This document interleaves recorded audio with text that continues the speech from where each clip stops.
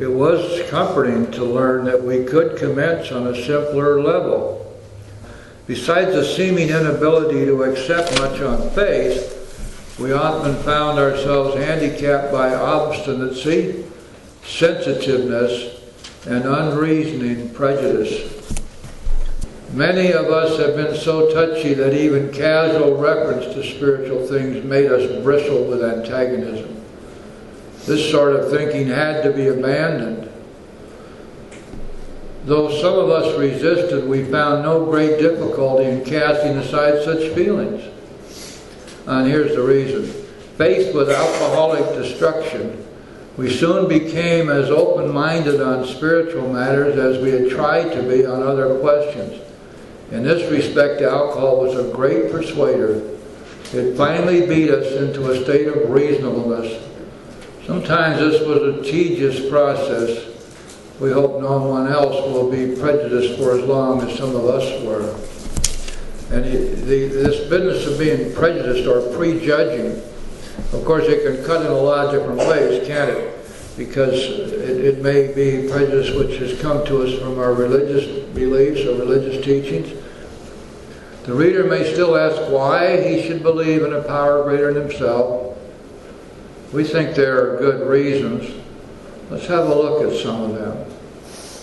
The practical individual today is a stickler for facts and results. Nevertheless, the 20th century readily accepts theories of all kinds, provided they are firmly grounded in fact. We have numerous theories, for example, about electricity. Everybody believes them without a murmur of doubt.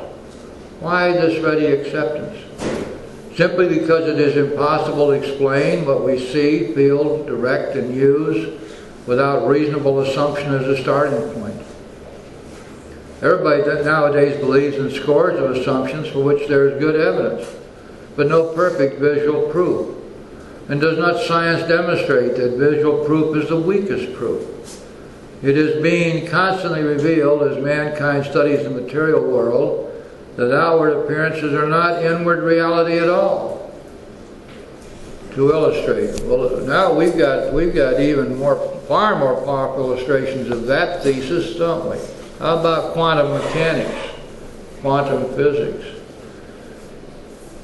This is a whole new field. Not so new now, but I don't know that it's even being taught that much in school yet, but I guess it's been around for 25, 30 years. Quantum mechanics and quantum physics are teaching us some amazing, startling things about the physical world and the universe about us. For example, that when we observe the path of an electron passing through a magnetic field, and with powerful instruments they have today, they can do that. They found out that the effect of our observing that electron as it passed through the magnetic field would change its shape, its size, its mass, and its direction and its velocity. And this would all happen because it was being observed. And they thought, well, this cannot possibly be so. And yet it turns out to be true. That it is our observation of things physical which creates in some way their actual reality. And now the scientists are even saying the evidence is in. There must in fact be an infinite number of parallel universes. And there's doubt being cast upon the theory of relativity. And there's all kinds of stuff going on now in working with gravity and what gravity really is and how it can be artificially produced and maintained. And how we can establish anti-gravity and overcome the force of it. All these things are happening.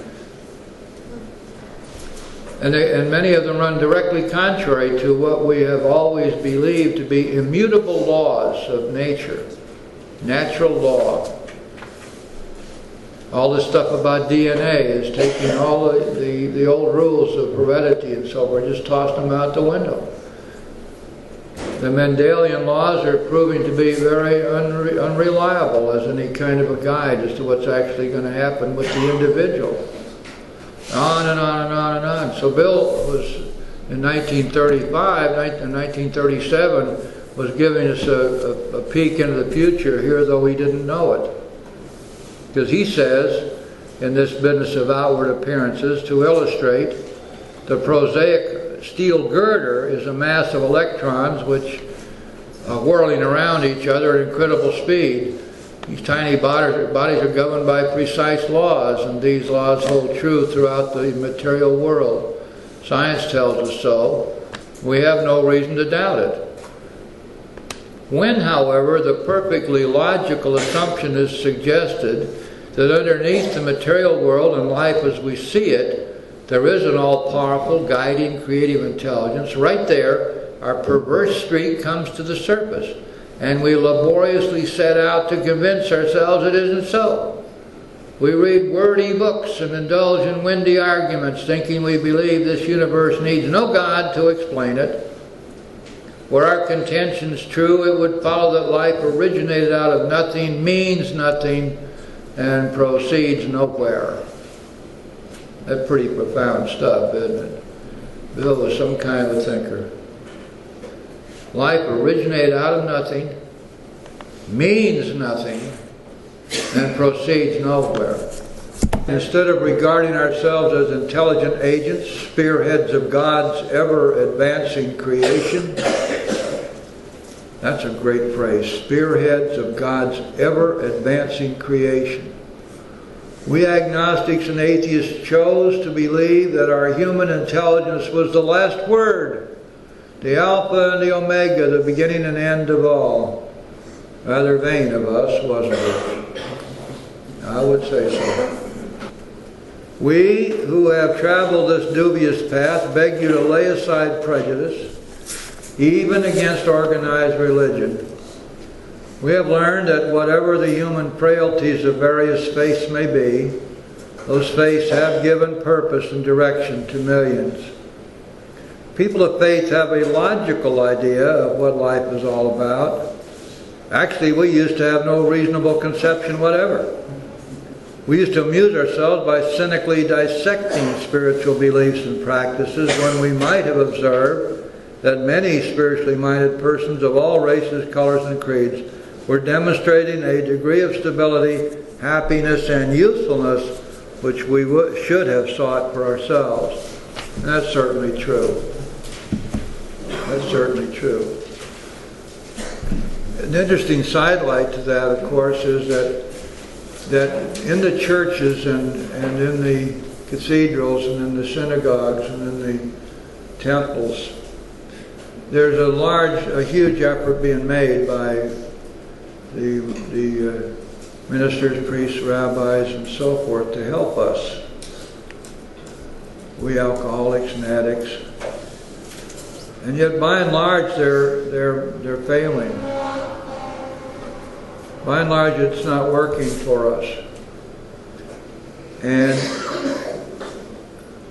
this is not surprising because it's something which was obvious from the very beginning, that there was something missing that needed to be filled in. And I can't prove this, but I believe what is missing is the action of the 12 steps. That all the principles are there. Certainly if we read the book of James, for example, we're going to find all the principles. But where does it tell us what to do? That's the great failing of the 12 and 12. There's some wonderful philosophy in there, but not one word about how to work steps.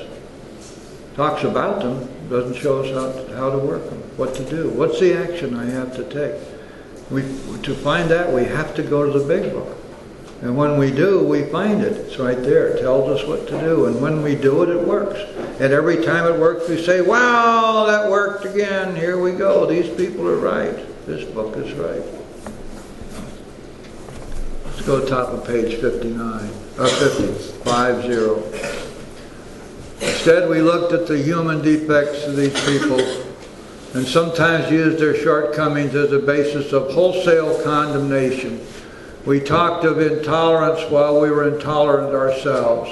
We missed the reality and the beauty of the forest because we were diverted by the ugliness of some of its trees. We never gave the spiritual side of life a fair hearing. In our personal stories, you will find a wide variation in the way each teller approaches and conceives of the power which is greater than himself. Whether we agree with a particular approach or conception seems to make little difference. Experience has taught us that these are matters about which, for our purpose, we need not be worried. They are questions for each individual to settle for himself. Listen to that now, because this goes to the heart of the matter. They are questions for each individual to settle for himself or herself. One proposition, however, these men and women are strikingly agreed. Every one of them has gained access to and believes in a power greater than himself. This power in each case accomplished the miraculous, the humanly impossible.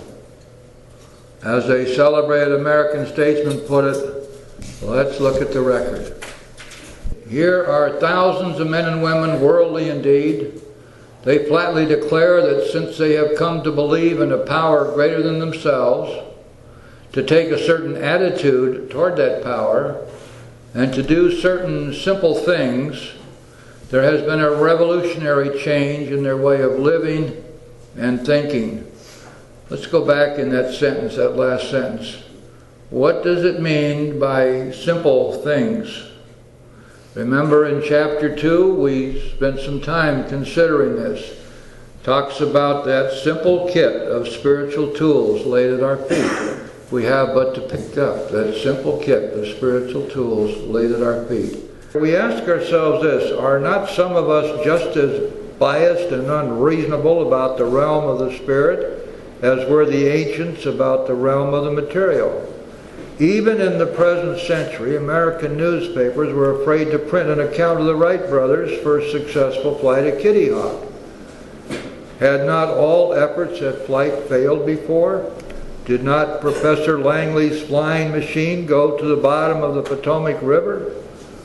Was it not true that the best mathematical minds had proved man could never fly?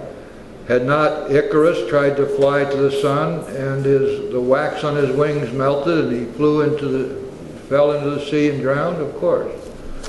That's not in the book. Well, you guys know the story of Icarus. Here. Well, we do know that the phoenix flew out of the ashes, so that should bring us some hope. Had not people said God had reserved the privilege to the birds? Oh man. Only 30 years later, the conquest of the air was almost an old story, and airplane travel was in full swing. Most fields our generation has witnessed complete liberation of our thinking. Oh, come on now, Bill. I mean, complete liberation? I seriously doubt it. Show any longshoreman a Sunday supplement describing a proposal to explore the moon by means of a rocket, and he will say, I bet they do it, maybe not so long either. Oh, there's a great story I forgot to tell you. Buzz Aldrin, who was the second man on the moon, is a friend of mine. In fact, I sponsored him when he first came in. And not too long ago, Buzz was approached by some guy who claimed that the moon landings were all staged on some kind of a sound stage out in the desert somewhere. And Buzz has never been known for his temperance. He hauled up and slugged this guy and knocked him down. I love that guy. He's terrific. He gave me the flag he took up there. It was on the moon, so I got to have that flag. Okay. Let's see. I bet they do it. Maybe not so long either. Is not our age characterized by the ease with which we discard old ideas for new? By the complete readiness with which we throw away the theory or gadget which does not work for something new which does?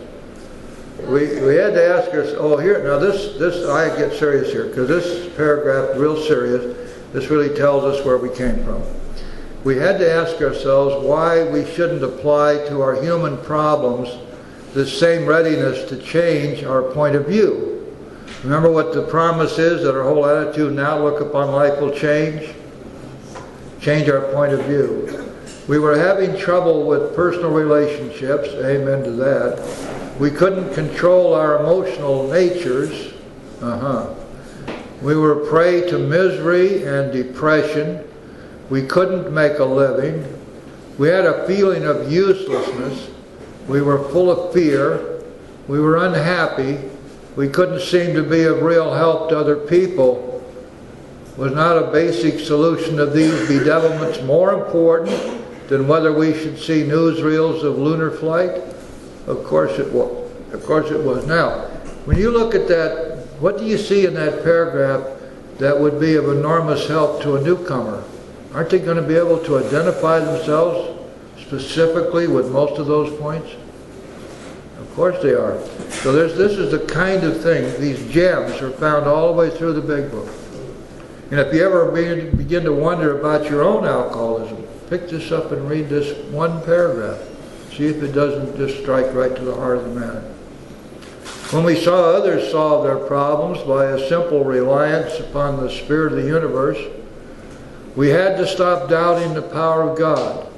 Our ideas did not work. The God idea did. You notice the word simple again, guys? See how the Big Book just constantly is in agreement with itself. It's the only book I've ever read that is internally consistent in every respect. Now, we had to stop doubting the power of God because our ideas did not work, but the God idea did. Going on now, we're going back into history now. The Wright brothers' almost childish faith that they could build a machine which would fly was the mainspring of their accomplishment. You know that the wing design that they used, nobody had done it before, is this basically the same wing that's being used today? They just came to them. They got the idea of creating a lift above the wing. And then it worked. Without that, nothing could have happened. What Bill's saying here, that nothing could have happened had they not had the childish faith that they could build a machine which would fly. Well, what about us? Isn't it about time that we began to develop that kind of childlike faith? That we, in fact, can build a life for ourselves which will fly? We've been fluttering around the ground and being chased by foxes, martins, and every kid with a broom for all of our lives. And now we get to fly. We agnostics and atheists were sticking to the idea that self-sufficiency would solve our problems. When others showed us that God's sufficiency worked for them, we began to feel like those who had insisted the Wrights would never fly. And here's what we found out. Logic is great stuff. We liked it. We still like it. It is not by chance that we were given the power to reason, to examine the evidence of our senses, and to draw conclusions. In another place, Bill says, God gave us brains to use. He evidently expects us to use them. We agnostically inclined would not feel satisfied with a proposal that does not lend itself to reasonable approach and interpretation. Hence we are at pains to tell why we think our present faith is reasonable, why we think it more sane and logical to believe than not to believe, why we say our former thinking was soft and mushy when we threw up our hands in doubt and said, I don't know. Well, that's the mantra of the agnostic, isn't it? I don't know. I don't know. Wonderful place to hide out, but unfortunately it doesn't lead anywhere. Now this brings us to the pivot point in chapter 4. It brings us to this one little paragraph of 5 lines, which constitutes the second step. Page 53. 53. Listen to this now. There's so much in here. So powerful. When we became alcoholics, crushed by a self-imposed crisis. Wait a second, self-imposed? Well, I thought this all came about because I was this sick guy, this alcoholic. And look at all those things that people have been doing to me all these years. And that guy down there at treatment center said that my whole problem was the fact that my family was dysfunctional. And here it's saying, wait a second, crushed by a self-imposed crisis we could not postpone or evade, which is a perfect definition, is it not, of a bottom. We had to fearlessly face the proposition that either God is everything or else He is nothing. God either is or He isn't. What was our choice to be? Now you say, well, how can that be the second step? It's easy, guys. Think about it. God either is or He is not. And if we answer, God is, God's either everything or He is nothing, and we answer, God is everything. Well then, if God is, and God is everything, can we ever possibly doubt that He can restore us to sanity? See how easy that is? If God is, and God is everything, there can be no doubt that He is powerful enough to restore us to sanity. Arrived at this point, we were squarely confronted with the question of faith. We couldn't duck the issue. Some of us had already walked far over the bridge of reason toward the desired shore of faith. The outlines and the promise of the new land had brought luster to tired eyes and fresh courage to flagging spirits. Friendly hands had stretched out in welcome. See the picture now? We are on the bridge of reason, and over here is the new land of faith. And there are people standing there in that new land. And our bridge of reason does not extend all the way to new land. We've come as far across the bridge of reason as we can. Friendly hands are stretched out in welcome, in fact saying, come on, we're here, come join us. We were grateful that reason had brought us so far, but somehow we couldn't quite step ashore. Perhaps we'd been leaning too heavily on reason that last mile, and we did not like to lose our support. So what we're going to find is that it was at this juncture that we took that first leap of faith. We took that leap of faith from the end of the bridge of reason to the new land. And the friendly hands and faces and bodies that were there caught us as we landed in the new land. And that's what we do here, you know. We have been around for a while. We get to do that every day. We get to say, come on, take that leap. We're here, we'll catch you. Come join us, be with us. And every once in a while, somebody does. And they too get to recover. And most of the time, they don't. Much to our relief, we discovered we did not need to consider another's conception of God. Our own conception, however inadequate, was sufficient to make the approach and to effect a contact with Him. As soon as we admitted the possible existence of a creative intelligence, a spirit of the universe underlying the totality of things, we began to be possessed of a new sense of power and direction, provided we took other simple steps. Notice that we're going to begin to sense the flow of God's Spirit into us almost immediately. The culmination of that flow of spirit energy really does not occur until we get to the 10th step. But nevertheless, we begin to feel it almost immediately. Here's what Bill said. He said, I learned I had to pray just as if there were a God, and when the miracles started coming and I could no longer deny they came from a power greater than myself, That's when faith began. And faith was the greatest gift of all. And then it tells us here that as soon as we did these things, we were going to have this new sense of power and direction, provided, and this is the big catch, here's the catch, provided we took other simple steps. You see, the big book is not promising us that we're going to come in here, do nothing, and end up finding God and being imbued with God's power and having a spiritual awakening. Quite the contrary. It's telling us that we must take these steps. In other words, if you look at the 12th step, it tells you the truth. Having had a spiritual awakening as the result of these steps. Not because we sat around and wished for it, not because we faithfully attended AA meetings, or filled up coffee cups, or swept the floor, because we worked the steps. We found that God does not make too hard terms with those who seek Him. Boy, there's a tagline on that, isn't there? God isn't going to make too hard terms with us if we seek Him.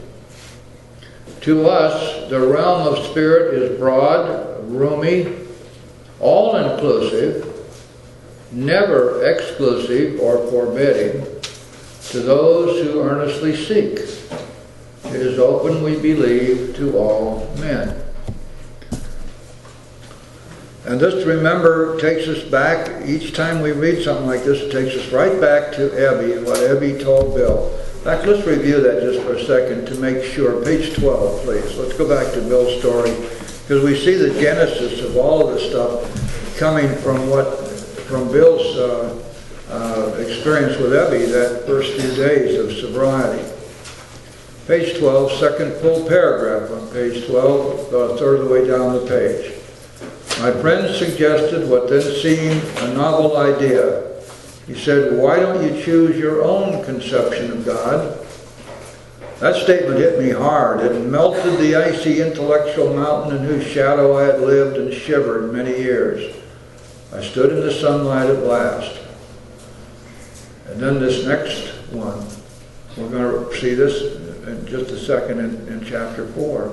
It was only a matter of being willing to believe in a power greater than myself. Nothing more was required of me to make my beginning. I saw that growth could start from that point. Upon a foundation of complete willingness, I might build what I saw in my friend. Would I have it? Of course I would. This is where Bill is taking his second step, of course. So now let's take a look at the top of page 47 again.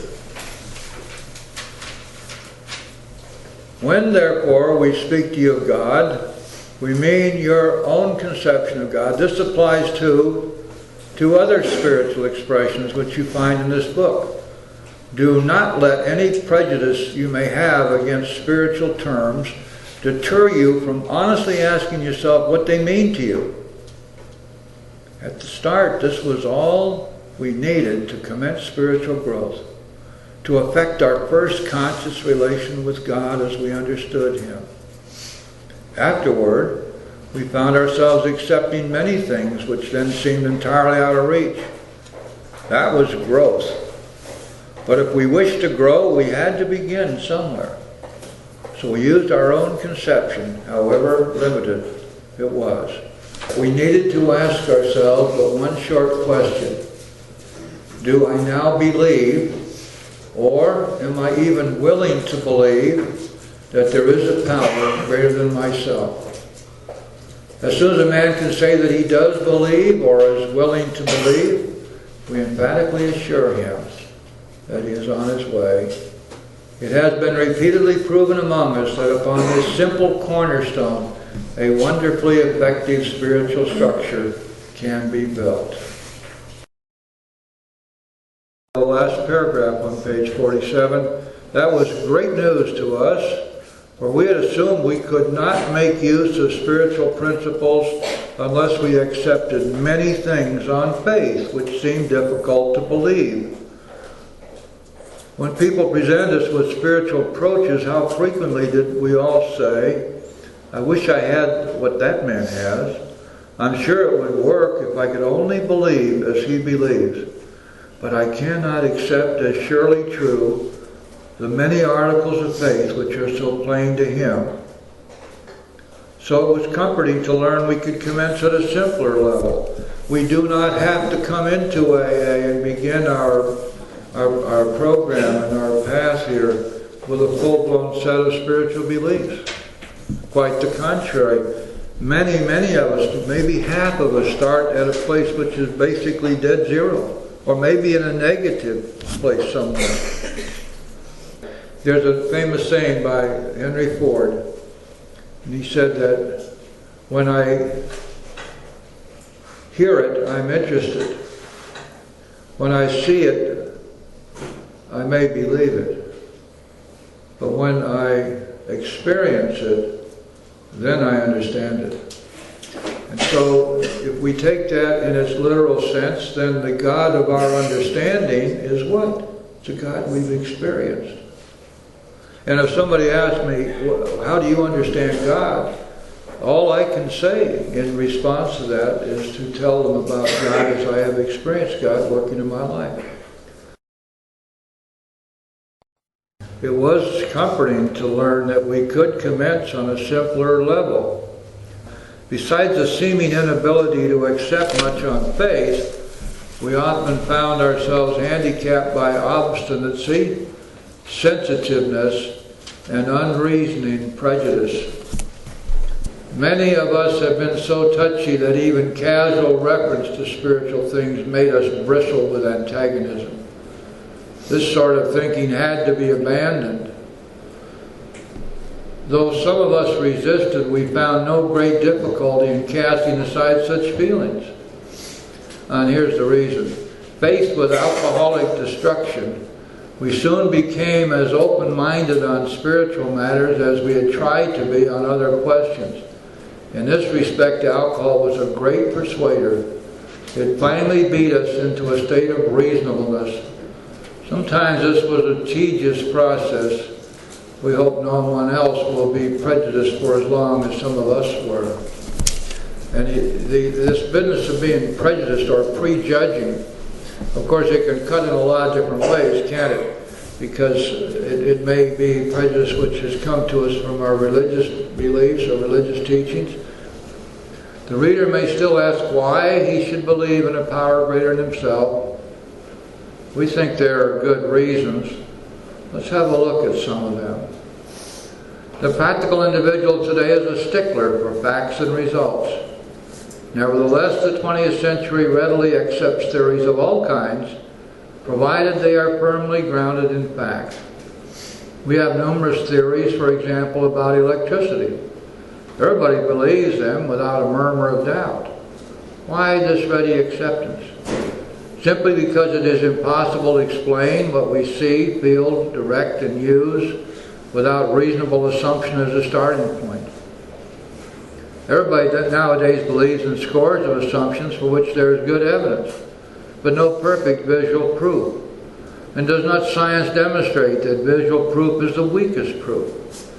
It is being constantly revealed as mankind studies the material world that outward appearances are not inward reality at all. To illustrate, well, now we've got even far more powerful illustrations of that thesis, don't we? How about quantum mechanics, quantum physics? This is a whole new field. Not so new now, but I don't know that it's even being taught that much in school yet, but I guess it's been around for 25, 30 years. Quantum mechanics and quantum physics are teaching us some amazing, startling things about the physical world and the universe about us. For example, that when we observe the path of an electron passing through a magnetic field, and with powerful instruments they have today, they can do that. They found out that the effect of our observing that electron as it passed through the magnetic field would change its shape, its size, its mass, and its direction and its velocity. And this would all happen because it was being observed. And they thought, well, this cannot possibly be so. And yet it turns out to be true. That it is our observation of things physical which creates in some way their actual reality.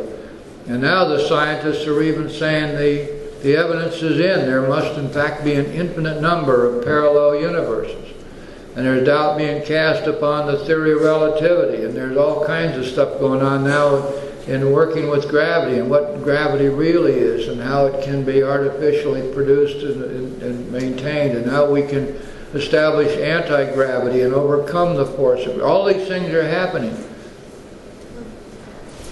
And many of them run directly contrary to what we have always believed to be immutable laws of nature, natural law.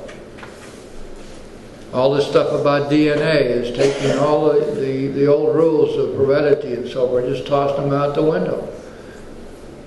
The Mendelian laws are proving to be very unreliable as any kind of a guide as to what's actually going to happen with the individual. On and on and on and on. So Bill was, in 1935 and 1937, was giving us a peek into the future here, though he didn't know it. Because he says, in this business of outward appearances, to illustrate, the prosaic steel girder is a mass of electrons which are whirling around each other at incredible speed. These tiny bodies are governed by precise laws, and these laws hold true throughout the material world. Science tells us so. We have no reason to doubt it. When, however, the perfectly logical assumption is suggested that underneath the material world and life as we see it, there is an all-powerful, guiding, creative intelligence, right there, our perverse streak comes to the surface. And we laboriously set out to convince ourselves it isn't so. We read wordy books and indulge in windy arguments, thinking we believe this universe needs no God to explain it. Were our contentions true, it would follow that life originated out of nothing, means nothing, and proceeds nowhere. That's pretty profound stuff, isn't it? Bill was some kind of a thinker. Life originated out of nothing, means nothing, and proceeds nowhere. Instead of regarding ourselves as intelligent agents, spearheads of God's ever-advancing creation, that's a great phrase, spearheads of God's ever-advancing creation. We agnostics and atheists chose to believe that our human intelligence was the last word, the Alpha and the Omega, the beginning and end of all. Rather vain of us, wasn't it? I would say so. We who have traveled this dubious path beg you to lay aside prejudice, even against organized religion. We have learned that whatever the human frailties of various faiths may be, those faiths have given purpose and direction to millions. People of faith have a logical idea of what life is all about. Actually, we used to have no reasonable conception whatever. We used to amuse ourselves by cynically dissecting spiritual beliefs and practices when we might have observed that many spiritually minded persons of all races, colors, and creeds were demonstrating a degree of stability, happiness, and usefulness which we should have sought for ourselves. And that's certainly true. That's certainly true. An interesting sidelight to that, of course, is that in the churches and in the cathedrals and in the synagogues and in the temples, there's a huge effort being made by the ministers, priests, rabbis, and so forth to help us. We alcoholics and addicts. And yet, by and large, they're failing. By and large, it's not working for us. And this is not surprising because it's something which was obvious from the very beginning, that there was something missing that needed to be filled in. And I can't prove this, but I believe what is missing is the action of the 12 steps. that all the principles are there. Certainly if we read the book of James, for example, we're going to find all the principles. But where does it tell us what to do? That's the great failing of the 12 and 12. There's some wonderful philosophy in there, but not one word about how to work steps. Talks about them, doesn't show us how to work them, what to do. What's the action I have to take? To find that, we have to go to the Big Book. And when we do, we find it. It's right there. It tells us what to do. And when we do it, it works. And every time it works, we say, wow, that worked again. Here we go. These people are right. This book is right. Let's go top of page 50. Instead, we looked at the human defects of these people and sometimes used their shortcomings as a basis of wholesale condemnation. We talked of intolerance while we were intolerant ourselves. We missed the reality and the beauty of the forest because we were diverted by the ugliness of some of its trees. We never gave the spiritual side of life a fair hearing. In our personal stories, you will find a wide variation in the way each teller approaches and conceives of the power which is greater than himself. Whether we agree with a particular approach or conception seems to make little difference. Experience has taught us that these are matters about which, for our purpose, we need not be worried.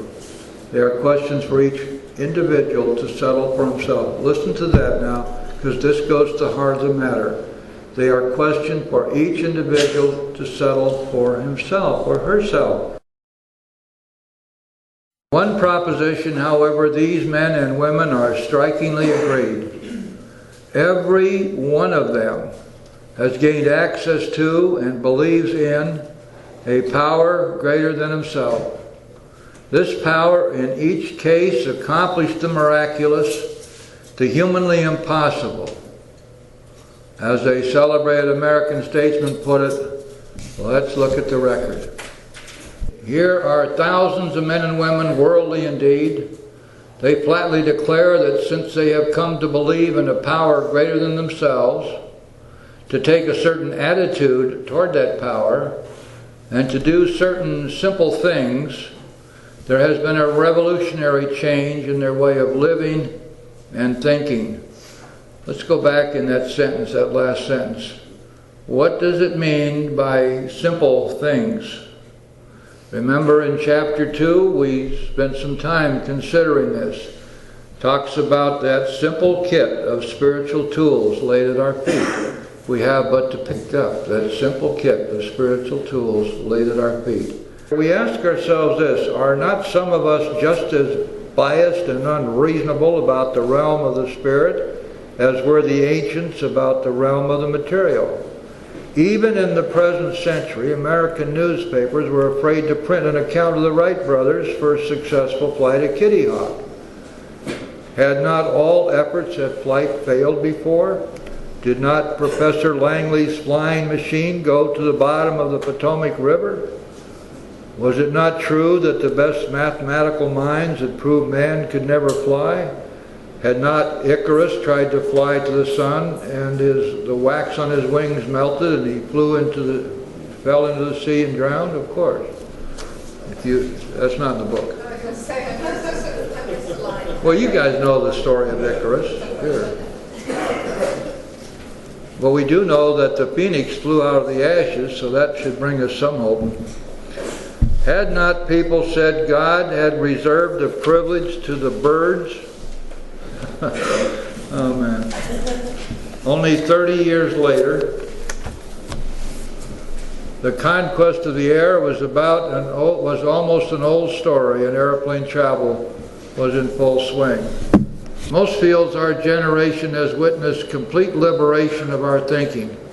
Oh, come on now, Bill. I mean, complete liberation? I seriously doubt it. Show any longshoreman a Sunday supplement describing a proposal to explore the moon by means of a rocket, and he will say, I bet they do it, maybe not so long either. Oh, there's a great story I forgot to tell you. Buzz Aldrin, who was the second man on the moon, is a friend of mine. In fact, I sponsored him when he first came in. And not too long ago, Buzz was approached by some guy who claimed that the moon landings were all staged on some kind of a sound stage out in the desert somewhere. And Buzz has never been known for his temperance. He hauled up and slugged this guy and knocked him down. I love that guy. He's terrific. He gave me the flag he took up there. It was on the moon, so I got to have that flag. Okay. Let's see. I bet they do it. Maybe not so long either. Is not our age characterized by the ease with which we discard old ideas for new? By the complete readiness with which we throw away the theory or gadget which does not work for something new which does? We had to ask ourselves, oh here, now this I get serious here, because this paragraph is real serious. This really tells us where we came from. We had to ask ourselves why we shouldn't apply to our human problems the same readiness to change our point of view. Remember what the promise is, that our whole attitude and outlook upon life will change? Change our point of view. We were having trouble with personal relationships, amen to that. We couldn't control our emotional natures. We were prey to misery and depression. We couldn't make a living. We had a feeling of uselessness. We were full of fear. We were unhappy. We couldn't seem to be of real help to other people. Was not a basic solution of these bedevilments more important than whether we should see newsreels of lunar flight? Of course it was. Of course it was. Now, when you look at that, what do you see in that paragraph that would be of enormous help to a newcomer? Aren't they going to be able to identify themselves specifically with most of those points? Of course they are. So this is the kind of thing, these gems are found all the way through the Big Book. And if you ever begin to wonder about your own alcoholism, pick this up and read this one paragraph. See if it doesn't just strike right to the heart of the matter. When we saw others solve their problems by a simple reliance upon the Spirit of the universe, we had to stop doubting the power of God. Our ideas did not work. The God idea did. You notice the word simple again, guys? See how the Big Book just constantly is in agreement with itself. It's the only book I've ever read that is internally consistent in every respect. Now, we had to stop doubting the power of God because our ideas did not work, but the God idea did. Going on now, we're going back into history now. The Wright brothers' almost childish faith that they could build a machine which would fly was the mainspring of their accomplishment. You know that the wing design that they used, that nobody had done it before, is basically the same wing that's being used today. They just came to them.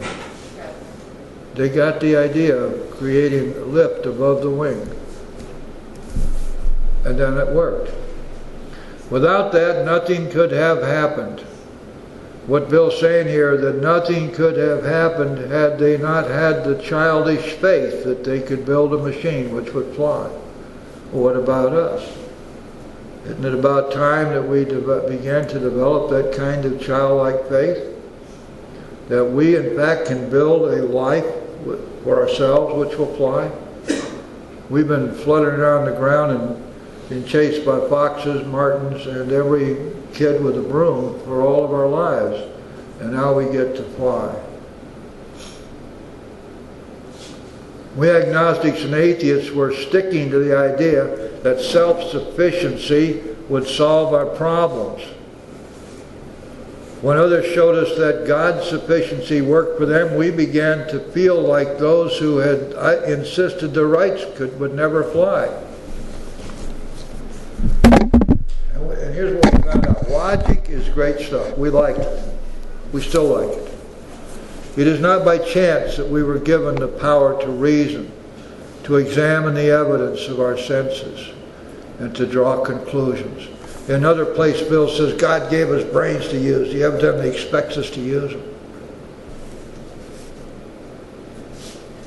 We agnostically inclined would not feel satisfied with a proposal that does not lend itself to reasonable approach and interpretation.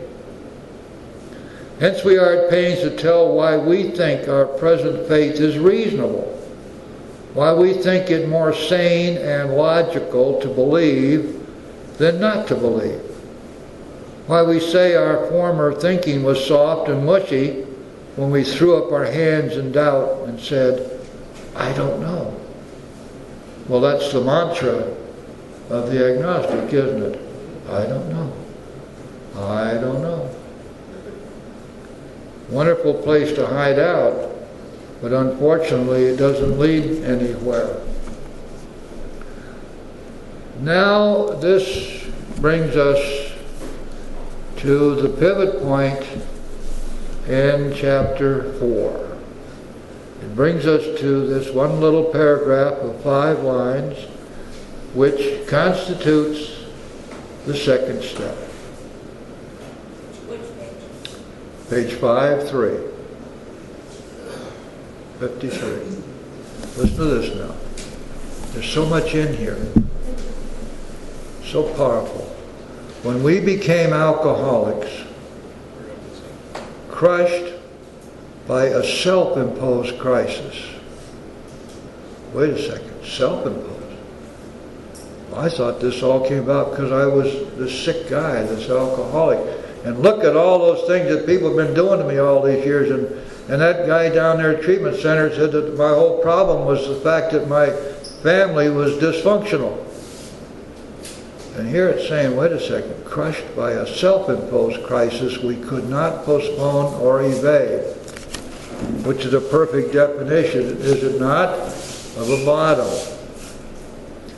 We had to fearlessly face the proposition that either God is everything or else He is nothing.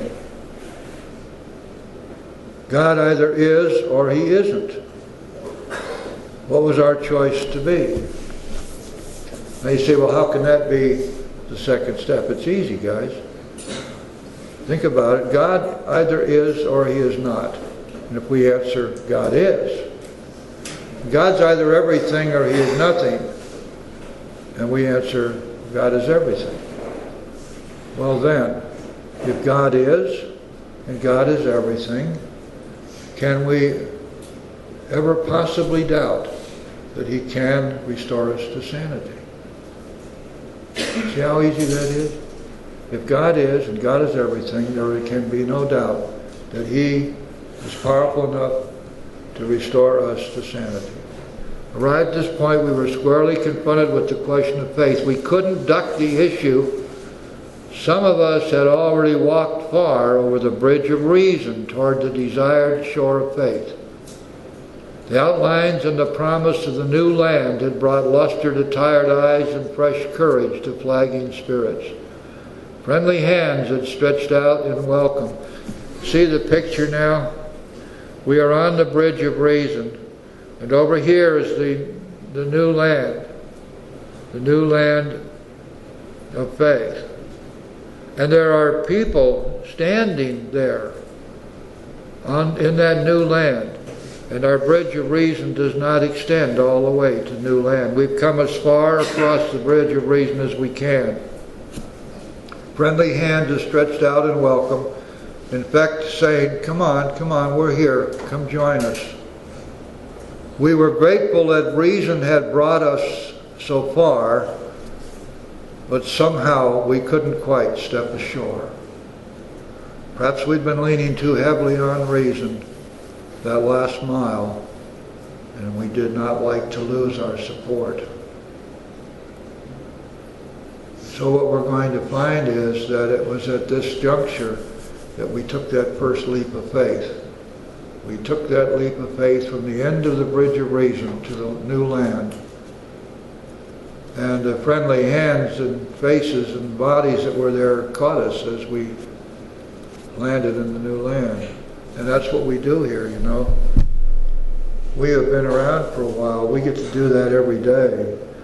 We get to say, come on, take that leap. We're here, we'll catch you.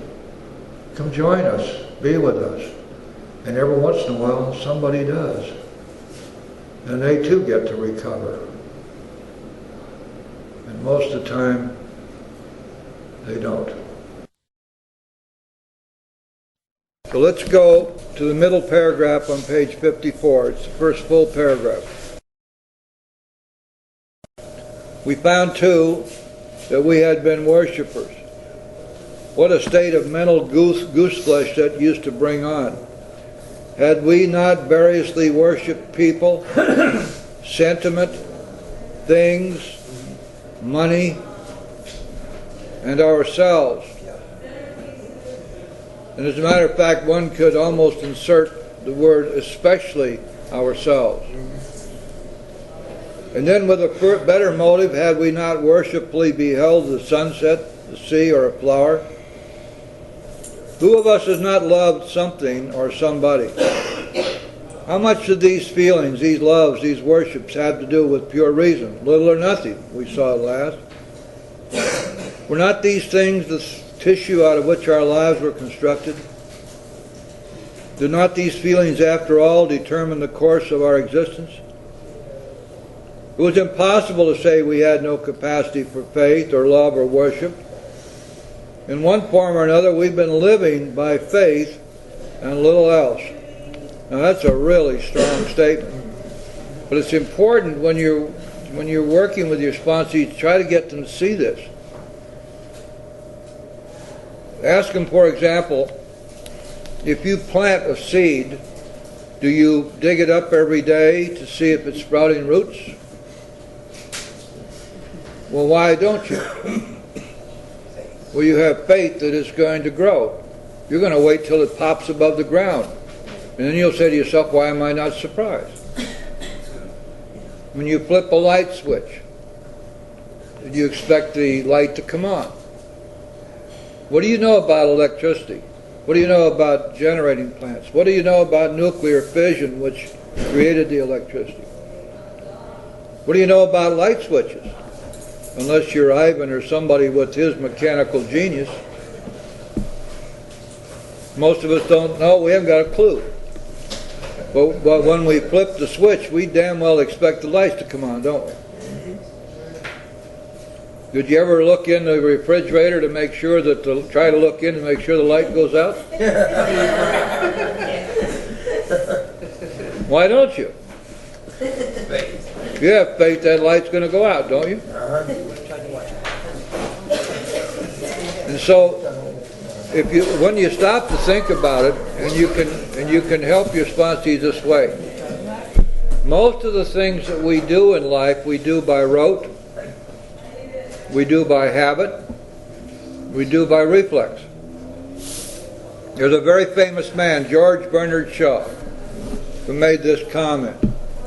He said, most people think constructively once a week. I have made an international reputation for myself by thinking constructively 3 times a week.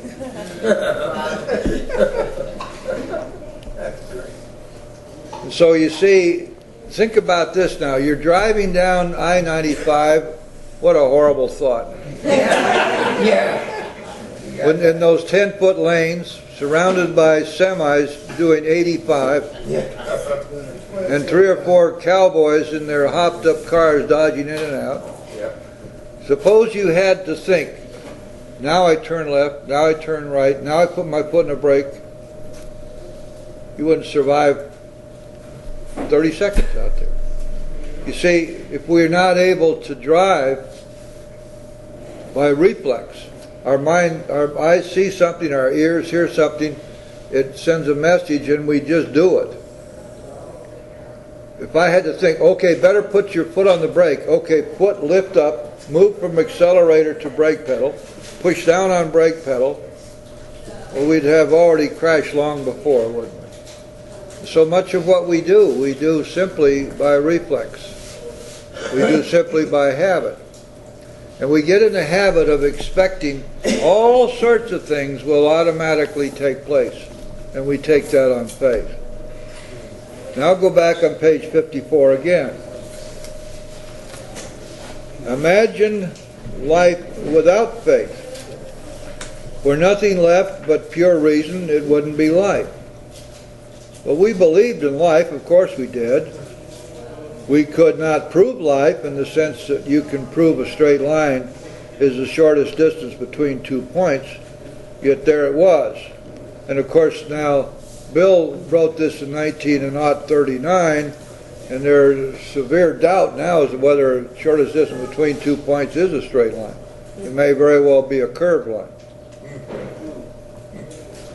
But nevertheless, in those days, that was something that was a... You see, Bill was proving his own point here. That was considered as an article of faith, the shortest distance between 2 points is a straight line. Now we know that's probably not true.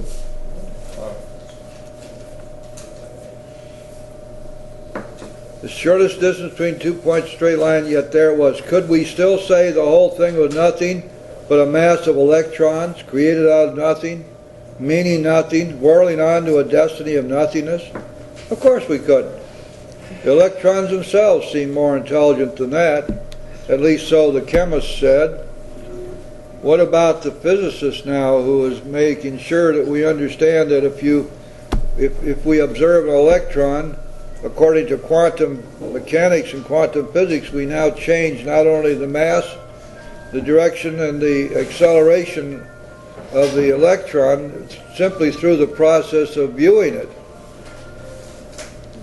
So that there's nothing out there which is set in stone anymore. Quantum physicists now have come to believe that there is an infinity of parallel universes, for example. Hence we saw that reason isn't everything, neither is reason as most of us use it entirely dependable, though it emanate from our best minds. What about people who proved that man could never fly? Now we're getting into some really important stuff here. Yet we had been seeing another kind of flight, a spiritual liberation from this world, people who rose above their problems. And when you're new, and you look around you in the rooms, you get to know the people. You see people for whom this has happened. A new kind of liberation. In other words, what the Big Book says is that we're reborn. We're rising above our problems because now we have God there with us in our lives.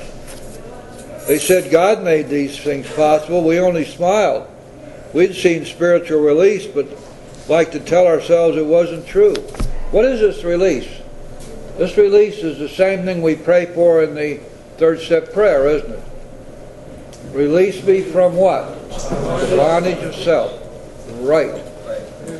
And when you think about joyousness and happiness and freedom, remember that freedom is the greatest gift. That means freedom from self. Let's go on. Actually, we were fooling ourselves, for deep down in every man, woman, and child is the fundamental idea of God. Well, it may be obscured by calamity, by pomp, by worship of other things, but in some form or other it's there. For faith in a power greater than ourselves and miraculous demonstrations of that power in human lives are facts as old as man himself. Now, I believe that to be true, and I think probably a lot of you believe that to be true. From our own experience, when we relate back to our odyssey through the steps and through spiritual growth, the growth of faith, we realize that this was always there.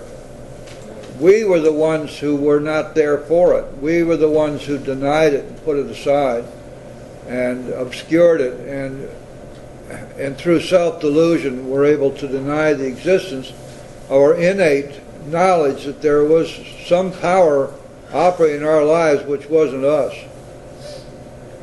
So we finally saw that faith in some kind of God is a part of our makeup, just as much as the feeling we have for a friend. And if we look at human history, go all the way back as far as we can, every civilization, even back into the caves, there was some God in their lives, some higher power in their lives. Yeah. Always. It's always been there, because we just know that this exists. Sometimes we had to search fearlessly, but he was there. Now what is this searching? It's the same thing Tommy read when he was reading chapter 5. That God can and will if we seek him. And so we're looking here again at the idea of a search. The search is a product or a function of working the steps. When we work the 12 steps, we are literally seeking God. And if we understand that, then it makes a lot of sense out of what we're doing with these steps. We're on the path seeking God, which will take us from a place of rebellion and defiance to a place of surrender and obedience. That's the path that we're on. He was as much a fact as we were. We found the great reality deep down within us. In the last analysis, only there he may be found, was so with us. Okay, so we're going to find the power within. We're going to find the God within. What's important to teach your sponsees is that he or she is spirit, and God is spirit. God is with them, and they are with God.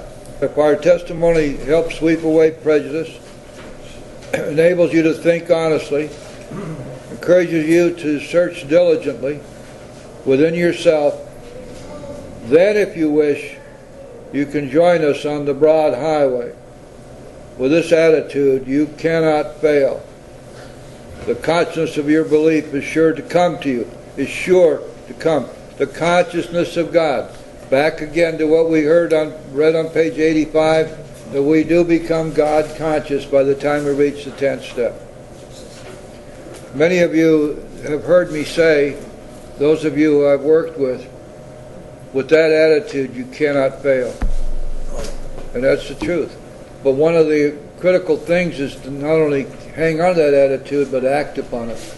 Now let's go back to page 53. We're going to find out where the test is for the second step. And fortunately for us, the Big Book gave us this test, and it's very, very simple, very straightforward, and it always works. You can tell by using this test whether or not your sponsee has in fact worked the second step. In other words, has received the gift of belief. Keep in mind again that the second step is a belief.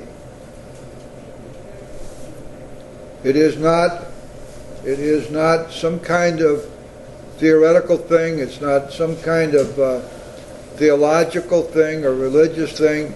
It's a very simple thing. We came to believe that a power greater than ourselves could restore us to sanity. Now when you remember that, you will not be seeking with your sponsees to go further than that, because it is not necessary. What is necessary for the second step is the coming of a belief. Now we've already talked about this before, but let's make sure that we understand. The first, second, and third steps are gifts. We cannot force them on anybody. You can't make anybody believe, for example. The belief is either going to come or it's not.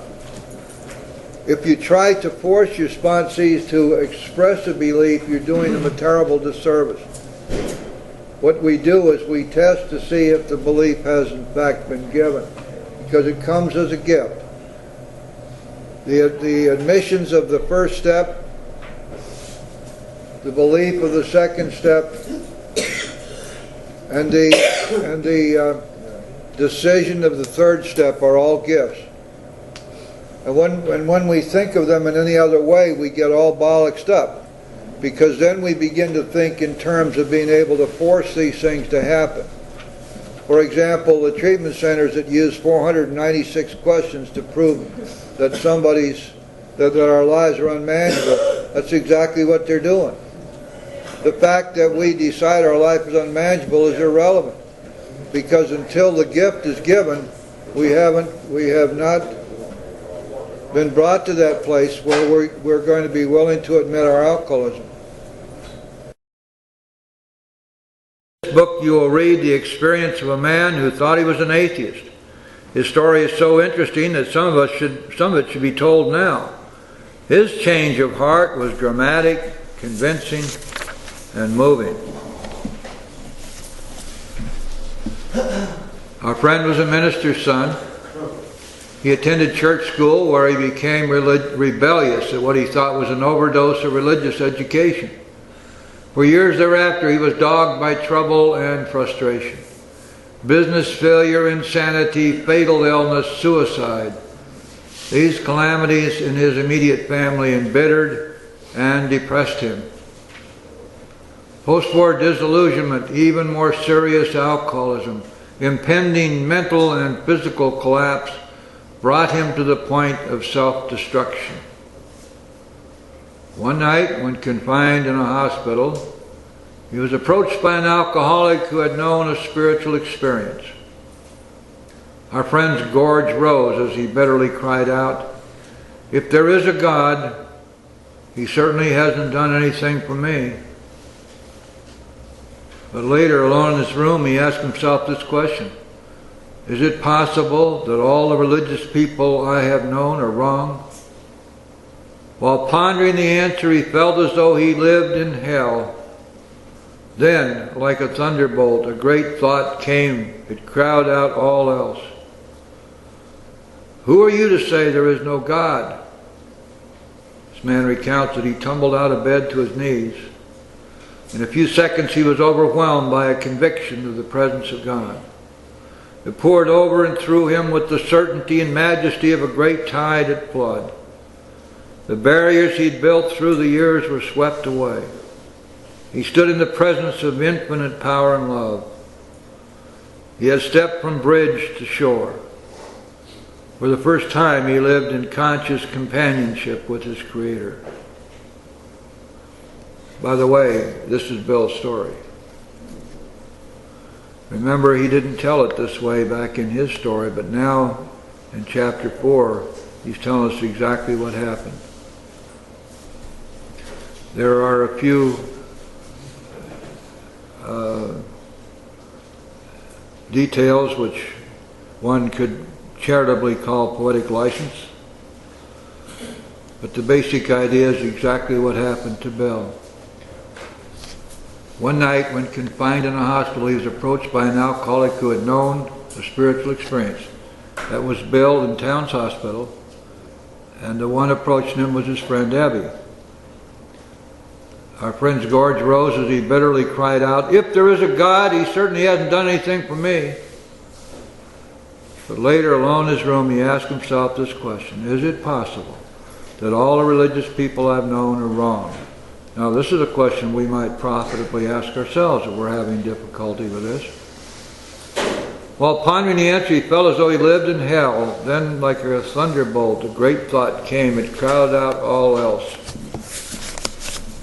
Who are you to say there is no God? Ooh, sorry, sir. If we look at the Old Testament, by the way, we will find that way back there, somewhere in the Old Testament, it tells us that the only unforgivable sin is to deny the existence of God. And so here we see God coming into Bill's life. This was his epiphany. This was his bright light experience, his burning bush experience. Let's go on and see what he has to say about this. Thus was our friend's cornerstone fixed in place. No later vicissitude has shaken it. Bill often talked about the fact that no matter what happened to him, this spiritual experience, this awakening, this epiphany never left him. His alcoholic problem was taken away. That very night, years ago, it disappeared. Save for a few moments of temptation, the thought of drink has never returned, and at such times a great revulsion has risen up in him. Seemingly, he could not drink even if he would. God had restored his sanity. Now, at this point, if you were literal-minded and if you were searching for something to be critical of the Big Book about, you'd say, well, wait a minute.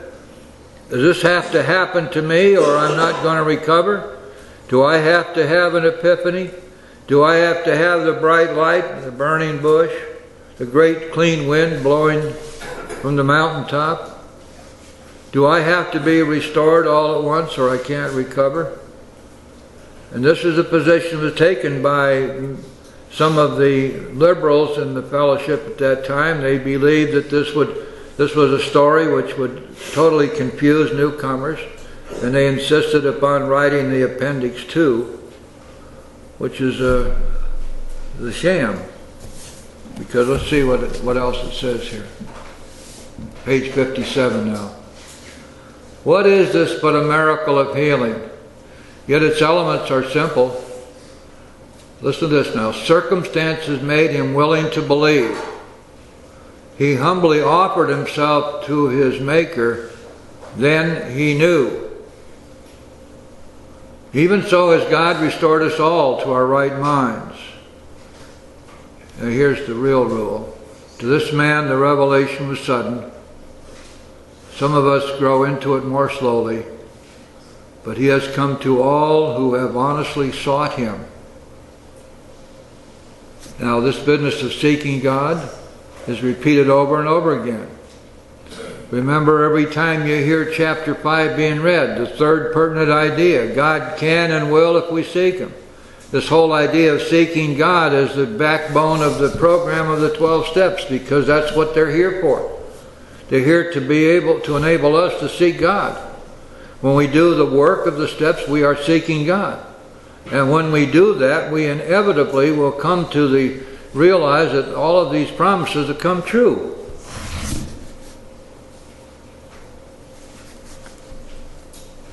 He has come to all who have honestly sought him. When we drew near to him, he disclosed himself to us. Notice again, please, that the first thing that has to happen is for us to draw near to him. Remember back in the beginning of this chapter 4, we read that God is interested in us humans if we want him enough. It is the wanting, it is the actions we take to fulfill that wanting that open up all the doors. Everything in this program of the 12 steps has to do with the actions we take. None of it has to do with sitting around wishing for it, waiting for it, arguing about it, listening to other people doing it. None of it has anything whatsoever to do with spilling our guts in an AA meeting. It has almost nothing to do with making coffee or emptying ashtrays. Those things are very wonderful for the fellowship. But it is the action we take in working the steps that leads to recovery and nothing else. We find God, we get from a place of rebellion and defiance to a place of surrender and obedience by working the steps, doing the work of the steps. Now here's the rule, and it's so simple. Everything in this program is just bloody simple. First, we do what we're supposed to do, and then God does what he promises. Then we do what we're supposed to do, then God does what he promises. This goes on and on and on and on the rest of our lives. We do what we're supposed to do, God does what he promises. And we remember that, then it becomes easy. The concept is so simple. Do what you're supposed to do. God will inevitably do what he promises. And we keep doing what we're supposed to do. The big book says we're very, very undisciplined people. We have to let God discipline us. The whole trick of staying sober and growing spiritually boils down to being disciplined and consistent and doing the work. Because all the other stuff that's around us is peripheral to this and has absolutely nothing to do in the final analysis with recovery. Because if we don't work the steps with a good heart, if we don't actively seek God with a good heart, if we don't do the work and continue to do the work, we don't recover regardless of whatever else we may do. It's that simple. But you know, the wonderful thing is, if we follow directions, if we are disciplined and consistent, we have a life beyond anything we could ever have imagined for ourselves. We get to have our heritage. What is our heritage? That we be happy, joyous, and free. For the first time in our lives, we get to experience happiness, joyousness, and freedom. And freedom is the greatest of those gifts, because freedom means freedom from the bondage of self.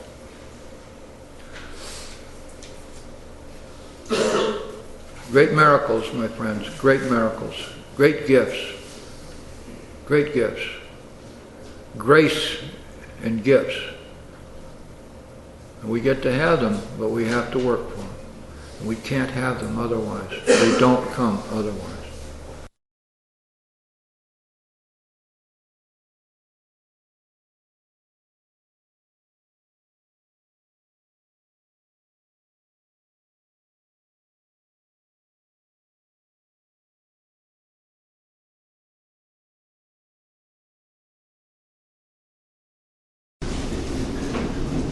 God in His wisdom has selected this group of men to be the purveyors of His goodness. In selecting them through whom to bring this phenomenon, He went not to the proud, the mighty, the famous, or the brilliant. He went to the humble, to the sick, to the unfortunate. He went right to the drunkard, the so-called weakling of the world. Well might He have said to us, unto your weak and feeble hands I have entrusted a power beyond estimate. To you has been given that which has been denied to the most learned of your fellows. Not to scientists or statesmen, not to wives or mothers, not even to my priest or minister have I given this gift of healing other alcoholics, which I entrust to you. It must be used unselfishly. It carries with it grave responsibility. No day can be too long. No demand upon your time can be too urgent. No case too pitiable. No task too hard. No effort too great. It must be used with tolerance, for I have restricted its application to no race, no creed, and no denomination. Personal criticism you must expect. Lack of appreciation will be common. Ridicule will be your lot. Your motives will be misjudged. Success will not always attend your efforts in your work with other alcoholics. You must be prepared for adversity, for what men call adversity is a ladder you must use to ascend the rungs towards spiritual perfection. And remember, in the exercise of this power, I shall not exact of you beyond your capabilities. You are not selected because of exceptional talents, and be careful always, if success attends your efforts, not to ascribe to personal superiority that which you can lay claim only by virtue of my gift. If I had wanted learned men to accomplish this mission, the power would have been entrusted to the physicians and the scientists. If I'd wanted eloquent men, there would have been many anxious for the assignment, for talk is the easiest use of all talents with which I have endowed mankind. If I had wanted scholarly men, the world is filled with better qualified men than you who would have been available.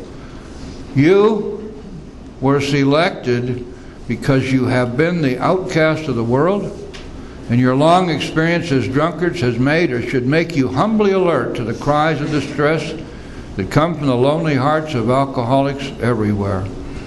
Keep in mind the admission you made on the day of your entrance into AA, namely, that you are powerless, and that it was only your willingness to turn your life and will into God's keeping that relief came to you.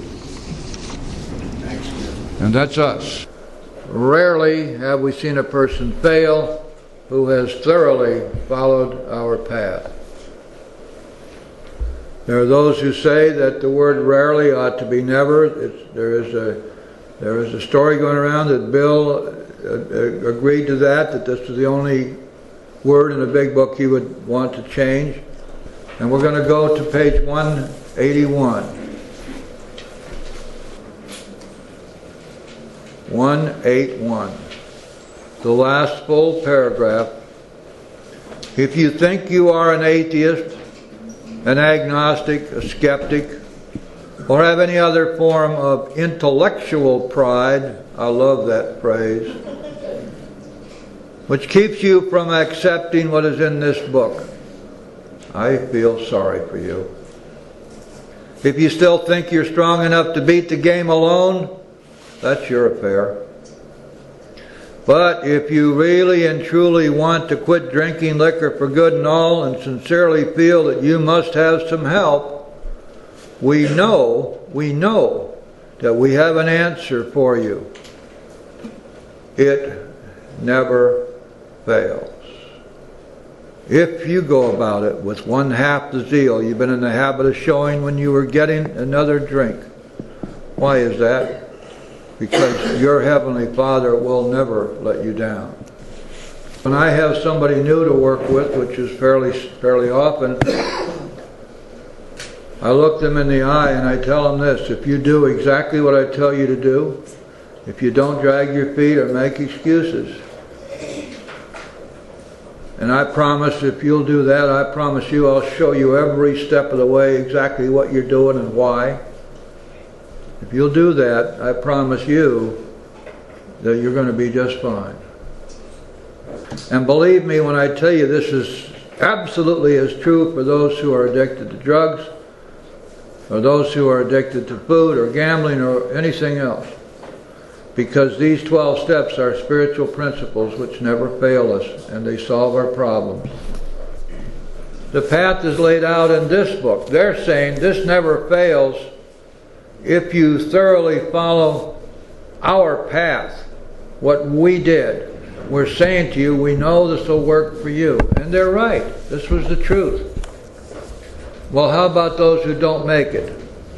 Those who do not recover are people who cannot or will not completely give themselves to this simple program. What don't we understand about the word completely? This is complete surrender. There doesn't seem to be any point in making a half surrender. I don't even know that that's possible to do that. I can't visualize what surrender, partial surrender would be, unless of course we were willing to give up, let's say, everything but our sex lives, for example. And I suppose there are people who have that problem. But going on, who are these people who will not completely give themselves to this program? Usually men and women who are constitutionally incapable of being honest with themselves. The constitutionally is a term which is used here to mean people who can't help themselves. It's they're so set up in their psyche and in their minds that they are unable to be honest with themselves. There are such unfortunates. They are not at fault. They seem to have been born that way. They are naturally incapable of grasping and developing a manner of living which demands rigorous honesty. Now, people have taken that rigorous honesty out of context, as if that's talking about don't dip your hand into the till, and every time you see your neighbor doing something wrong, get rigorously honest with them and tell them off. Make sure you get right in their face and make sure that they know what they have to do to reform their actions. Be rigorously honest with them, even if they didn't give you permission to do that. But those that feel good, because if they're wrong, we have to be right, don't we? Every time I make you wrong, I'm wrong. Every time I make you wrong, I'm wrong. This is a program of honesty with ourselves. That's the sine qua non. That's the bottom line of recovery. Look at this paragraph every time it's read and see and hear what it's saying to us. We don't recover if we're not willing or able to be honest with ourselves. Their chances are less than average.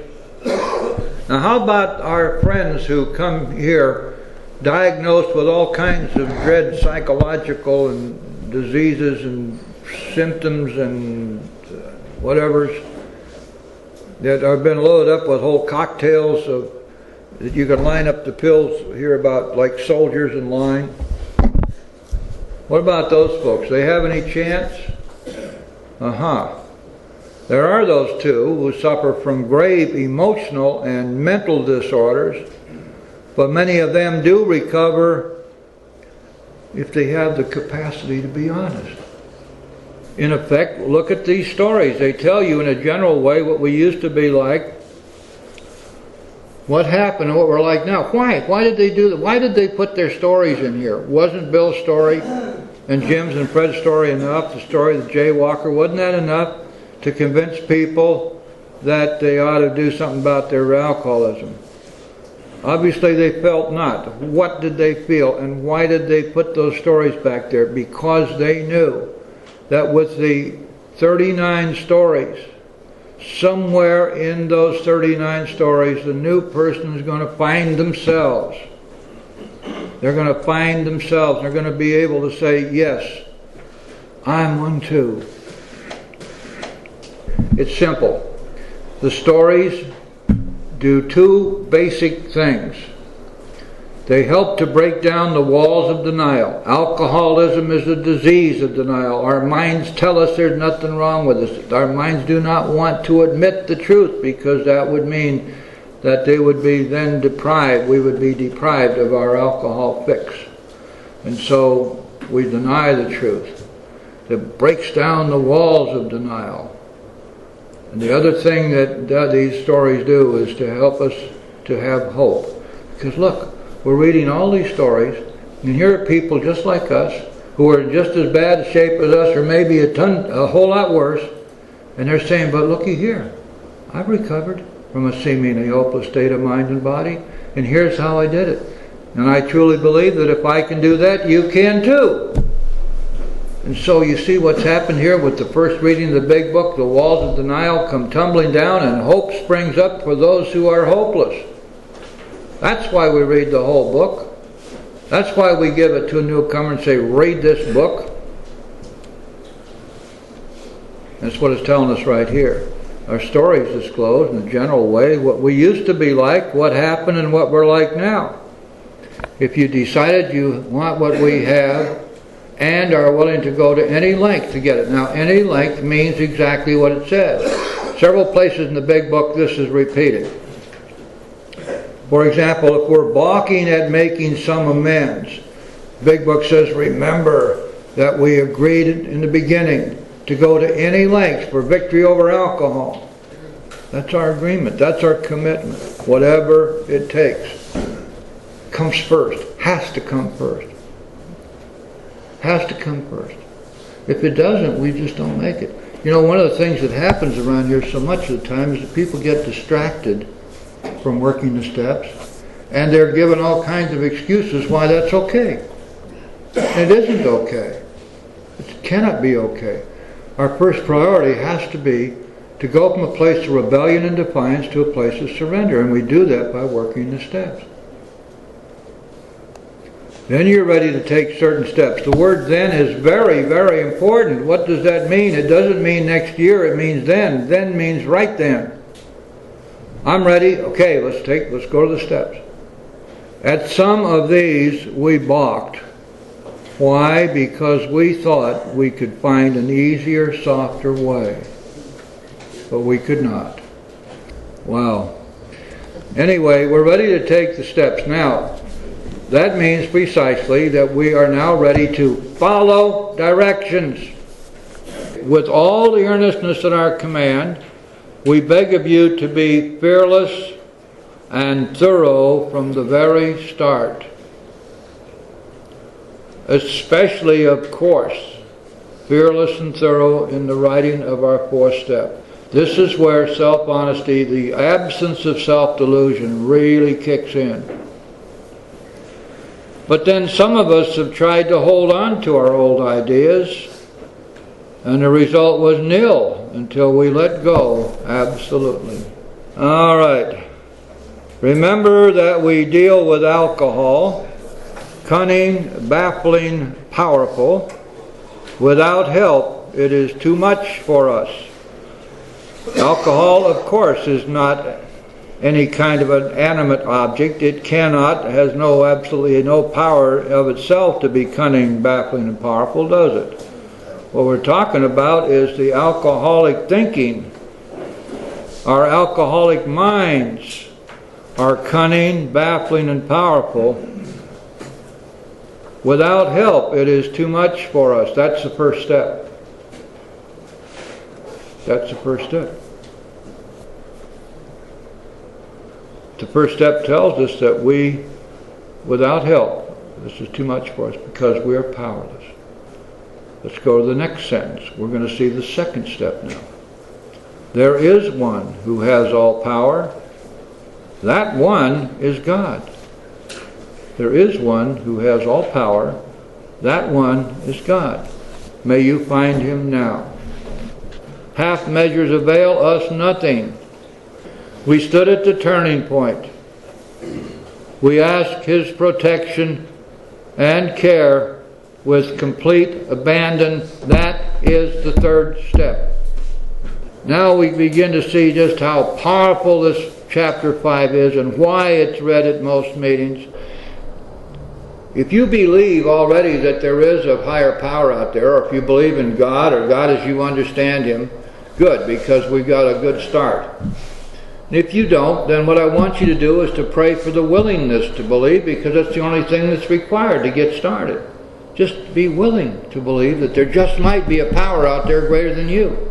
And you see what's happened here is, once having admitted our powerlessness, once having admitted that we could not stop on our own, now it becomes easier for us to contemplate trying to find a power which will stand between us and the booze. And that's what we're doing here. Now here's the way this works. All that has to happen for you to work the second step is that you come to believe. It's a belief. It doesn't mean that you're down on your knees or that you're doing any kind of ritual stuff or getting baptized or confirmed or doing anything. You go to church you want, you don't have to. You're not being asked to confess anything. All that you're being asked to do is to believe. Just to believe that a power greater than yourself can restore you to sanity. And with further prayer, what happens? Well, we finally come to a point where we're willing to make that leap of faith. The way the big book describes it is this. We can take the bridge of reason and we can carry it from the old land of failure and slow suicide to the new land of faith.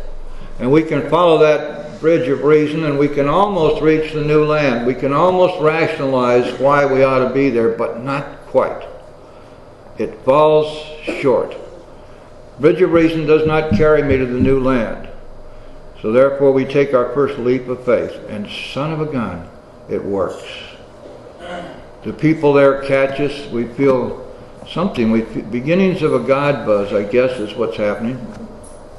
We answer 3 questions. 2 of them appear on page 53. The third is the obvious follow-on question. The first question, God is either everything or he's nothing. What is your answer to be? And God is either is or he is not. What is your answer to be? And as we reach that point, if we can say God is and God is everything, then the third question, the follow-up question, is simple, isn't it? Well, if God is and God is everything, can you possibly have any doubt that he can restore you to sanity? Now notice what's happened here. We've gone from a place of rebellion and defiance. We've gone from a place of doubting or denying God. We've gone from a place where we could, with a straight face, say, yeah, there may be God out there, but he's too big to have anything to do with little me. There are billions of us in this world and other billions probably in other worlds. Why would this all-powerful God have anything to do with any individual? How can I be so pumped up with myself to think that this God has any concern about me as an individual? And how much faith did it take for you to leap off the end of the bridge of reason? That faith was just a leap, wasn't it? But what happened? You learned something from that. You learned that this is true. You learned that there's something there that cares about you, no matter what you call it. And so having reached this point of belief, I came to believe that a power greater than myself could restore me to sanity. Now I'm going to have to go a whole bunch further, aren't I? I mean, I'm going to have to take a major step now. I'm going to have to go from a place in the second step of believing that there is this power strong enough to restore my sanity to a place in the third step where I'm become willing to turn my life and my will over to the care of this power. A huge step. It's going to be necessary for us to go further and to recognize and to understand that there's a lot more to being sober than simply the recognition of our alcoholism and the fact that we recognize the existence of God. So when we turn to page 60, we find three pertinent ideas. That we were alcoholic and could not manage our own lives. That probably no human power could have relieved our alcoholism. That God could and would if He were sought. Now, that last phrase is something we need to ponder, and I'd like to see some of us even meditate on this, because it's a direct promise that God can and will remove from us the obsession and compulsion to drink alcohol if we seek Him. A direct promise which happens to be true. Now the question comes, okay, how do I go about seeking God? A lot of us have tried in many different ways. Perhaps we've belonged to various churches or religious affiliations. Perhaps we've tried some of the metaphysical stuff. Perhaps we've gone to ashrams. Perhaps we've tried to find the old man on the mountaintop, find out what life is all about and all that stuff, and none of it worked. And we can say with some truth, I thought I was seeking God. The Big Book gives us the answer. We're going to seek God by working the program of Alcoholics Anonymous, which means precisely that we're going to work the steps. It is through the steps that we're going to go from that place of rebellion and defiance to that place of surrender and obedience. It is through working the steps that we're going to find and to be rid of the things in ourselves which have been blocking us from God. It is through the working of the steps that we're going to find God within us. And so, this is the path that we must follow. And the Big Book has led us right up to this point. And the next two words are being convinced. Now in the third step, those two words are of extreme significance. Being convinced of what? Well, we certainly know that we need to be convinced of everything that the first and second step stand for, and we've already gone through those. We can say without equivocation, I am convinced that that is true. But what about other things that we have read? We've read the Big Book. Hopefully we've read it more than once. And in the reading of the Big Book, we have found certain basic truths that have been enunciated over and over again. Am I convinced that all of these things are true? Am I convinced, having been around the rooms and having talked to people who have recovered from the seemingly hopeless state of mind and body, that the 12 steps have worked for them? And am I now convinced that if I am willing to work these steps, they will work for me? Now, therefore, being convinced that all these things are true, the Big Book says in the next breath, we were at step 3, which is that we decided to turn our will and our life over to God as we understood Him. That's it. It is a decision. It is not surrender. It is the decision to surrender. It is the decision to do those things necessary to effectuate a surrender. It is a decision to petition God, offering our lives and our will to God, asking Him to take us into His care and protection. That's the decision. Now, how do we reach that decision? Well, the Big Book starts us out with an allegory, or let's say a description of a mythical person who turns out to be us. We find described for us at the bottom of page 60 and top of page 61. 4 lines up from the bottom of page 60. Each person is like an actor who wants to run the whole show. Is forever trying to arrange the lights, the ballet, the scenery, and the rest of the players in his own way. If his arrangements would only stay put, if people would only do as he wished, the show would be great. Everybody, including himself, would be pleased. Life would be wonderful. In trying to make these arrangements, our actor may sometimes be quite virtuous. He may be kind, considerate, patient, generous, even modest and self-sacrificed. On the other hand, He may be mean, egotistical, selfish, and dishonest. But as with most humans, he's more likely to have varied traits. What usually happens, the show doesn't come off very well. He begins to think life doesn't treat him right. He decides to exert himself more. He becomes on the next occasion still more demanding or gracious as the case may be. Still the play does not suit him. Admitting he may be somewhat at fault, he is sure that other people are more to blame. He becomes angry, indignant, self-pitying. What is his basic trouble? Is he not really a self-seeker, even when trying to be kind? Is he not a victim of the delusion that he can wrest satisfaction and happiness out of this world if he only manages well? Is it not evident to all the rest of the players that these are the things he wants? And do not his actions make each of them wish to retaliate, snatching all they can get from the show? Is he not, even in his best moments, a producer of confusion rather than harmony?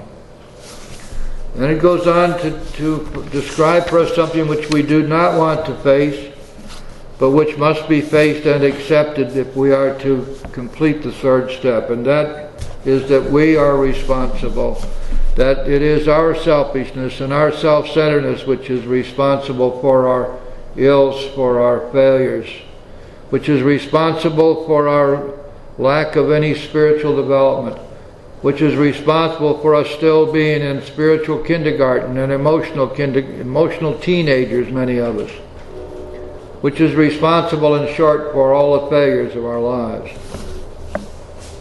And it tells us that selfishness is the root of our troubles. And then it tells us this in the second paragraph on page 62.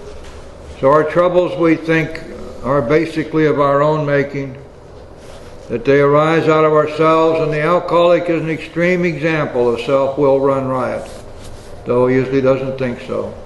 Above everything, we alcoholics must be rid of this selfishness. We must, or it kills us. Why is that? Well, by this time we need to understand why that's so. Let's go back to basics again, shall we? We have an incurable, deadly, progressive illness. We cannot stop drinking, and if we don't stop drinking, we will die. The only way that we can stop drinking is to put a loving God between us and the booze.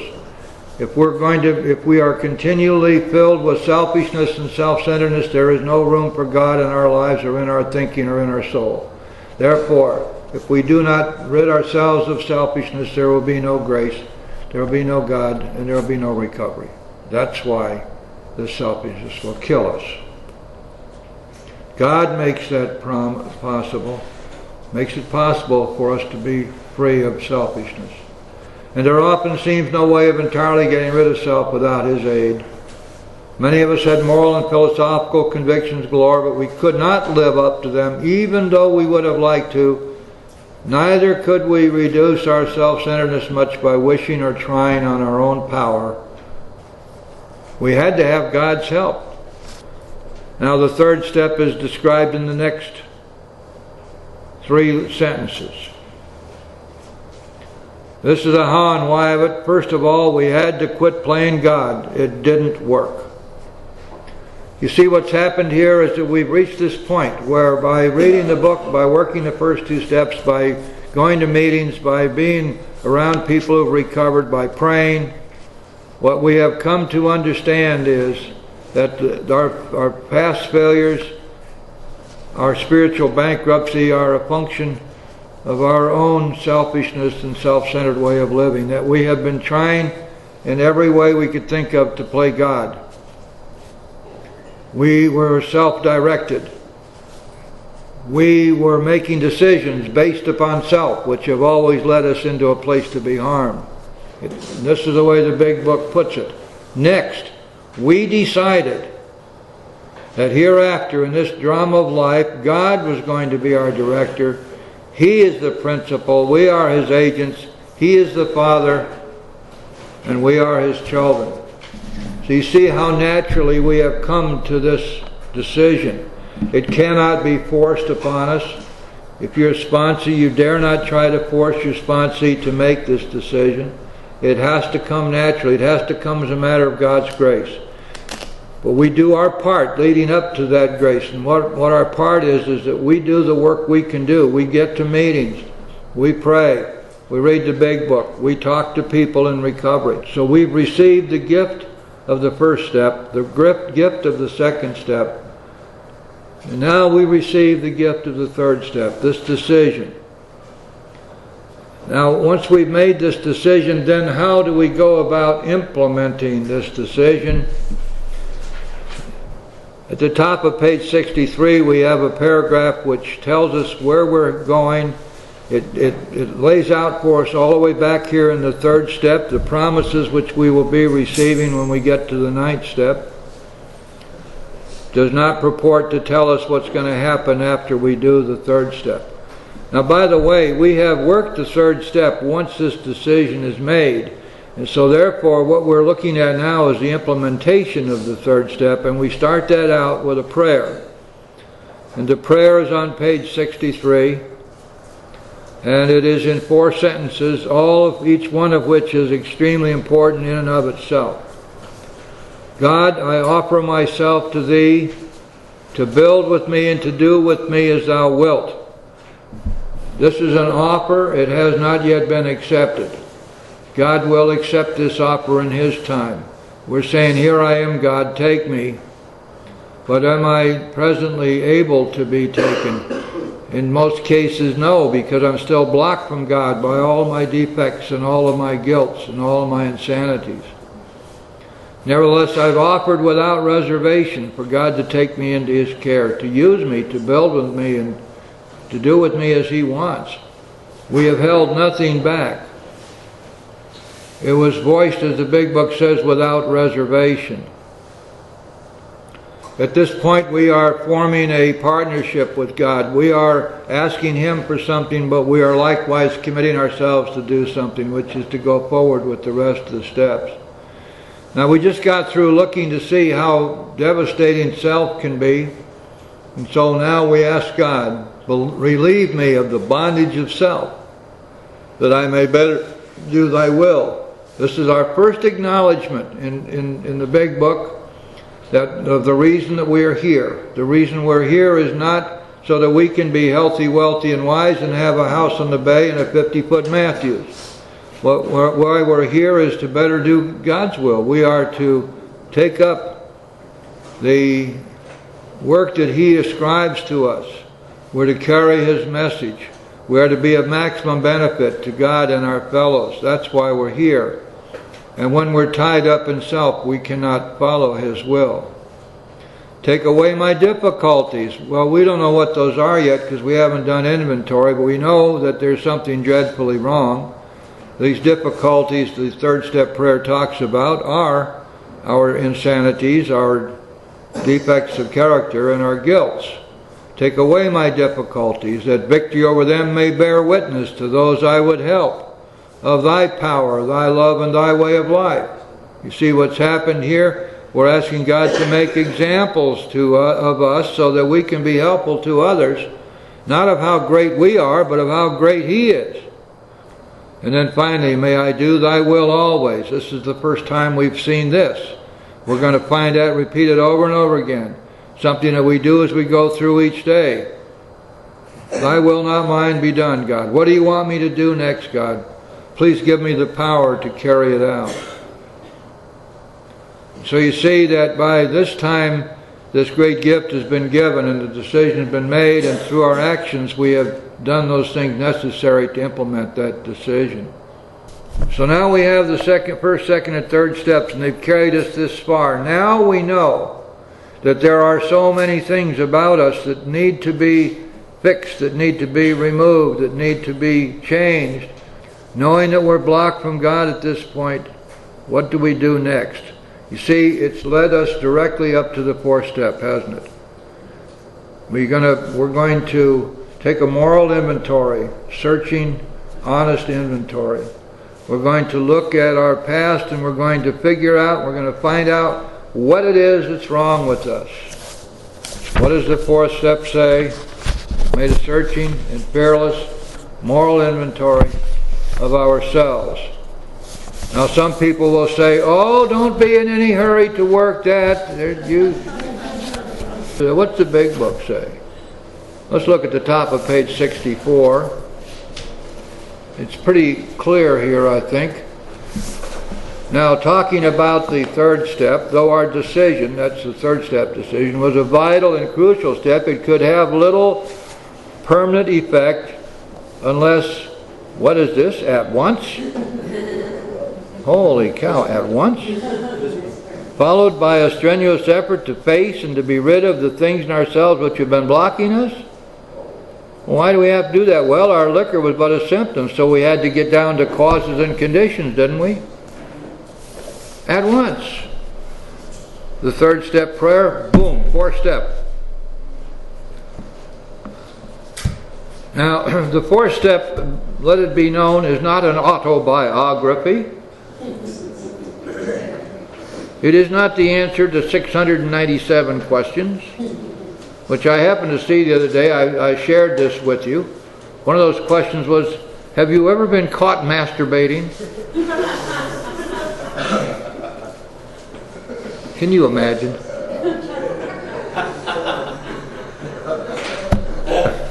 Can you imagine? Only 2 people saw that. You saw that too, didn't you? Yeah. And I looked at that list of questions, 697 questions. I was talking to the guy who's been trying to work his fourth step with these questions. I said, how long have you been working on this? He said, well, let's see, it's been about 4.5 months now. How far are you? I haven't gotten to the 300th question yet. I said, what have you learned? He said, nothing. I said, do you want to work the fourth step? He said, yeah. I said, you want some help? He said, yeah. I said, okay, I'll show you what to do. I got a call the next day from his sponsor. What are you doing? You're stepping all over my sponsee. And I said, calm down, it's okay. Why don't you talk to him, see what he wants to do? But you ought to be bloody ashamed of yourself, son. Look what you're doing to him. Where in the world? Let me ask you a question, I asked him. Where's this in the Big Book? Where do you find any of this in the Big Book? Well, I don't work with the Big Book. Oh. The Big Book is outmoded. It was written by a bunch of old guys back there in the 30s. Mostly waspy guys. They were too old, and it's all outmoded, and now we have modern stuff. Remember what it says on page 164?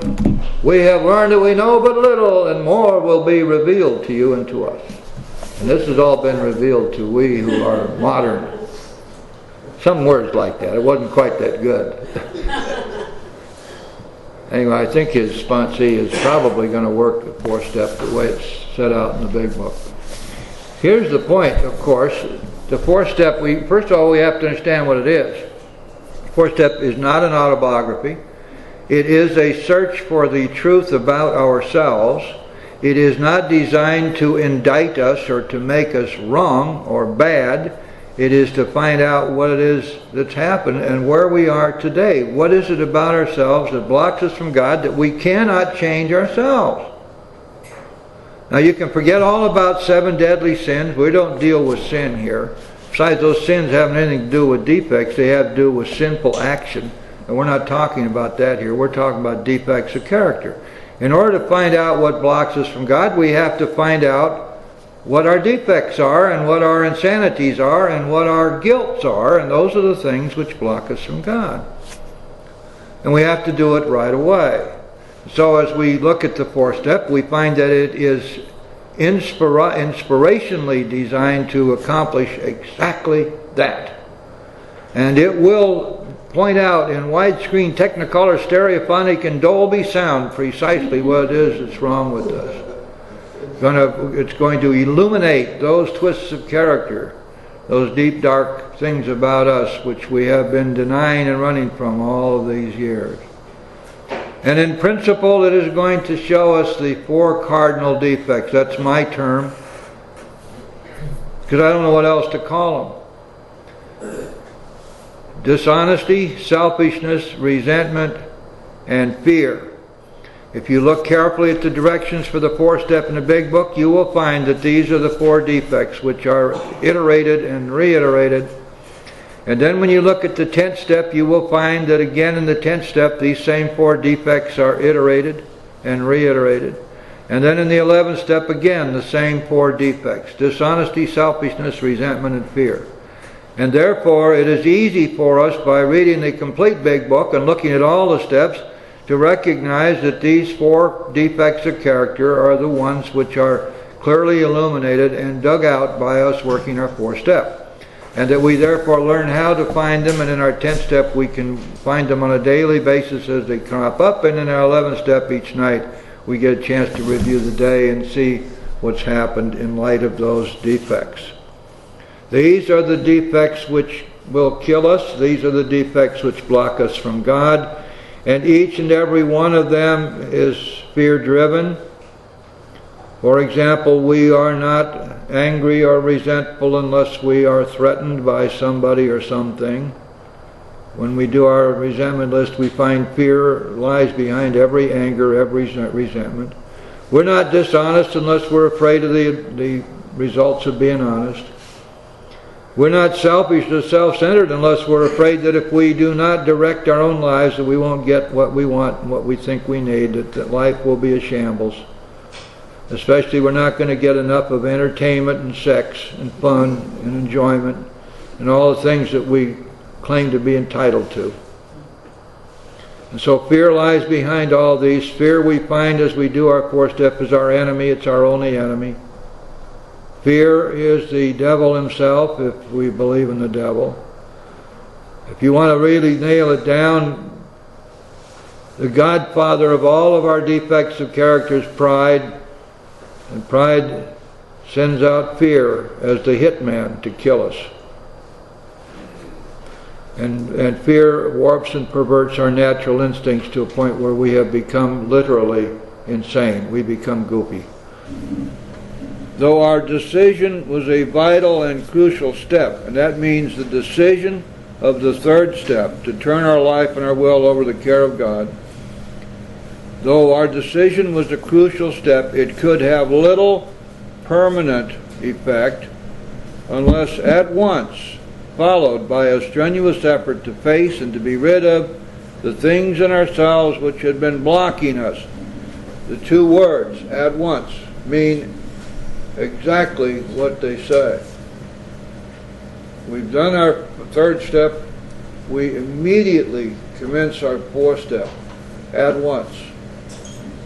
Our liquor was but a symptom. Please understand what this is saying. Alcohol and the ingestion of alcohol is a symptom of the disease of alcoholism. And alcoholism in its most basic form is a form of spiritual bankruptcy. So we're not talking about alcohol as being a cause, we're talking about it as being a symptom. Real important to understand this, the difference. Now here's the rule. We had to get down to causes and conditions. And to do that, then we're going to take inventory.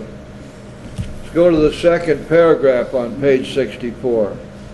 Talking about, the paragraph before talks about taking inventory in a business. Now it says we did exactly the same thing with our lives.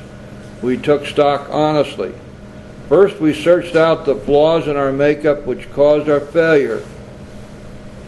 Being convinced that self, manifested in various ways, was what had defeated us, we considered its common manifestations. That's a very, very important sentence. Look what it's telling us. That the root of our problems is self, selfishness and self-centeredness. On page 62, 2 pages back, it tells us precisely that. That the root of our trouble is selfishness, self-centeredness, and we can't get rid of self on our own. It also tells us that decisions based on self have put us in a position to be harmed. And so as we look at our 4th step inventory, keep in mind that our primary search here is for self and selfishness, self-centeredness, self-centered fear, self-delusion, self-will, run riot. Okay? that resentment is the #1 offender. It destroys more alcoholics than anything else. Why? Because deep resentments block us, absolutely block us from God. When we're walking around full of anger and rage and resentment and thoughts of revenge, we've taken that day and we've flushed it down the toilet. We've destroyed the day. Going on, from it stem all forms of spiritual disease, for we have been not only mentally and physically ill, we have been spiritually sick. We can characterize that as spiritual bankruptcy.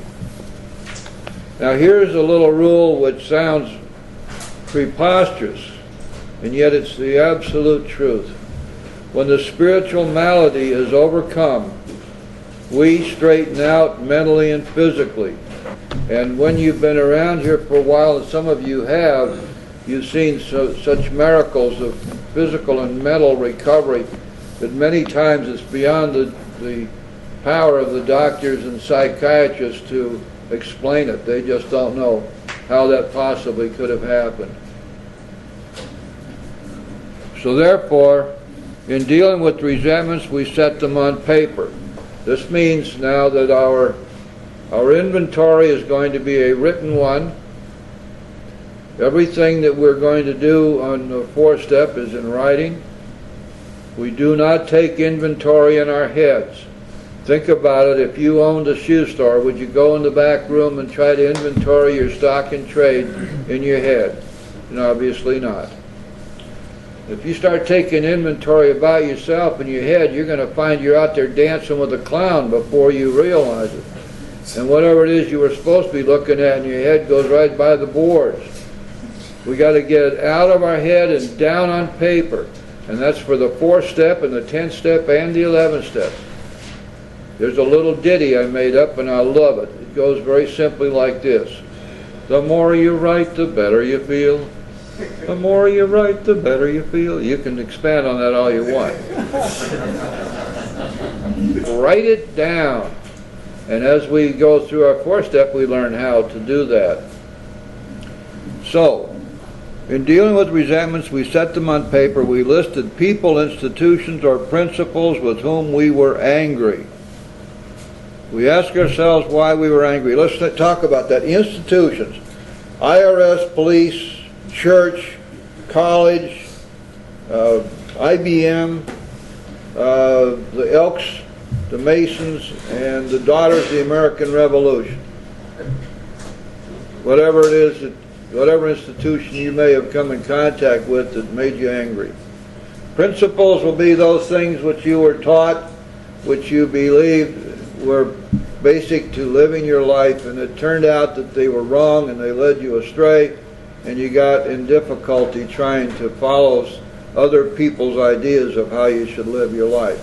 Primarily, these principles will be based upon some kind of fear that you must do this or else, that if you don't do this, you will be in deep trouble, and we'll see to it that the prosecutors know all about you.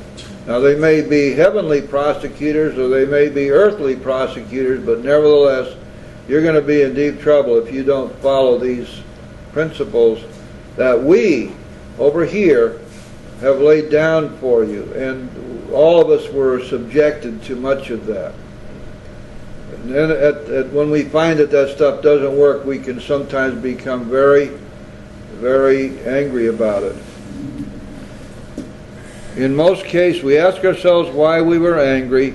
In most cases, it was found that our self-esteem, our pocketbooks, our ambitions, our personal relationships, including sex, were hurt or threatened, so we were sore, we were burned up. Okay. Those all relate in one way or another to our natural God-given instincts, which means that when our instincts are attacked by other people, it causes us to be fearful. It causes us anxiety. It is a threat almost always will result in fear. And fear warps and perverts our natural instincts. So if I am told that I am no damn good from the time I'm a little kid, if I'm told that I am ugly, that I'm dumb, that I'm never going to make anything of myself, and I'm told that often enough, pretty soon I come to believe it. I end up with zero self-esteem. And when our security is threatened in any way, now that includes, of course, our financial security, we get very angry, we get fearful, we get anxious.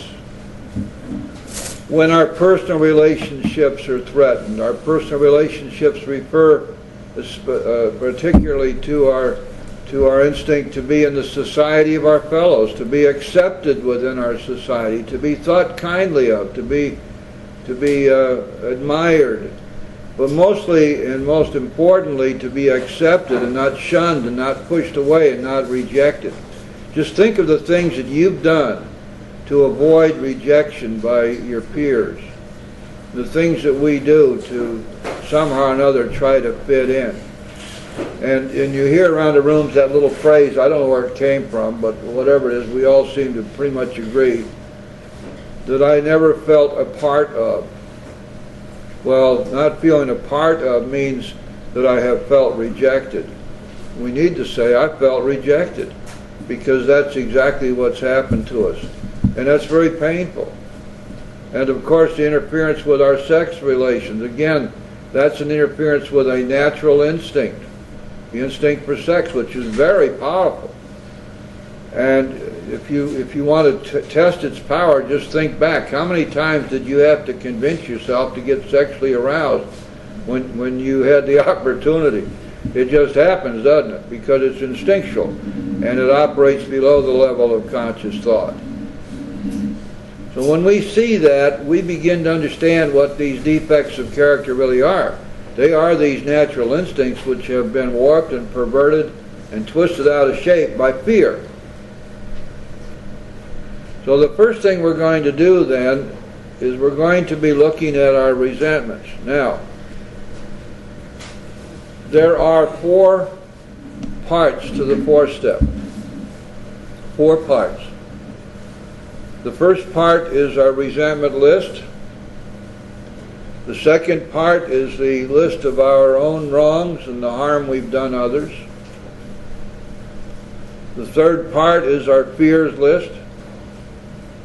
And the 4th part is our sex inventory. First, resentments. Second, our wrongs. Third, our fears. 4th, our sex inventory. Now, each of these 4 parts looks at a particular defect or several defects. Obviously, the first part, which is resentments, looks at resentments and fear. The second part looks at selfishness, dishonesty, and fear. The third part looks at fear, and the 4th part looks at selfishness and dishonesty. Okay? So that each of these 4 parts has very specific defects which it addresses.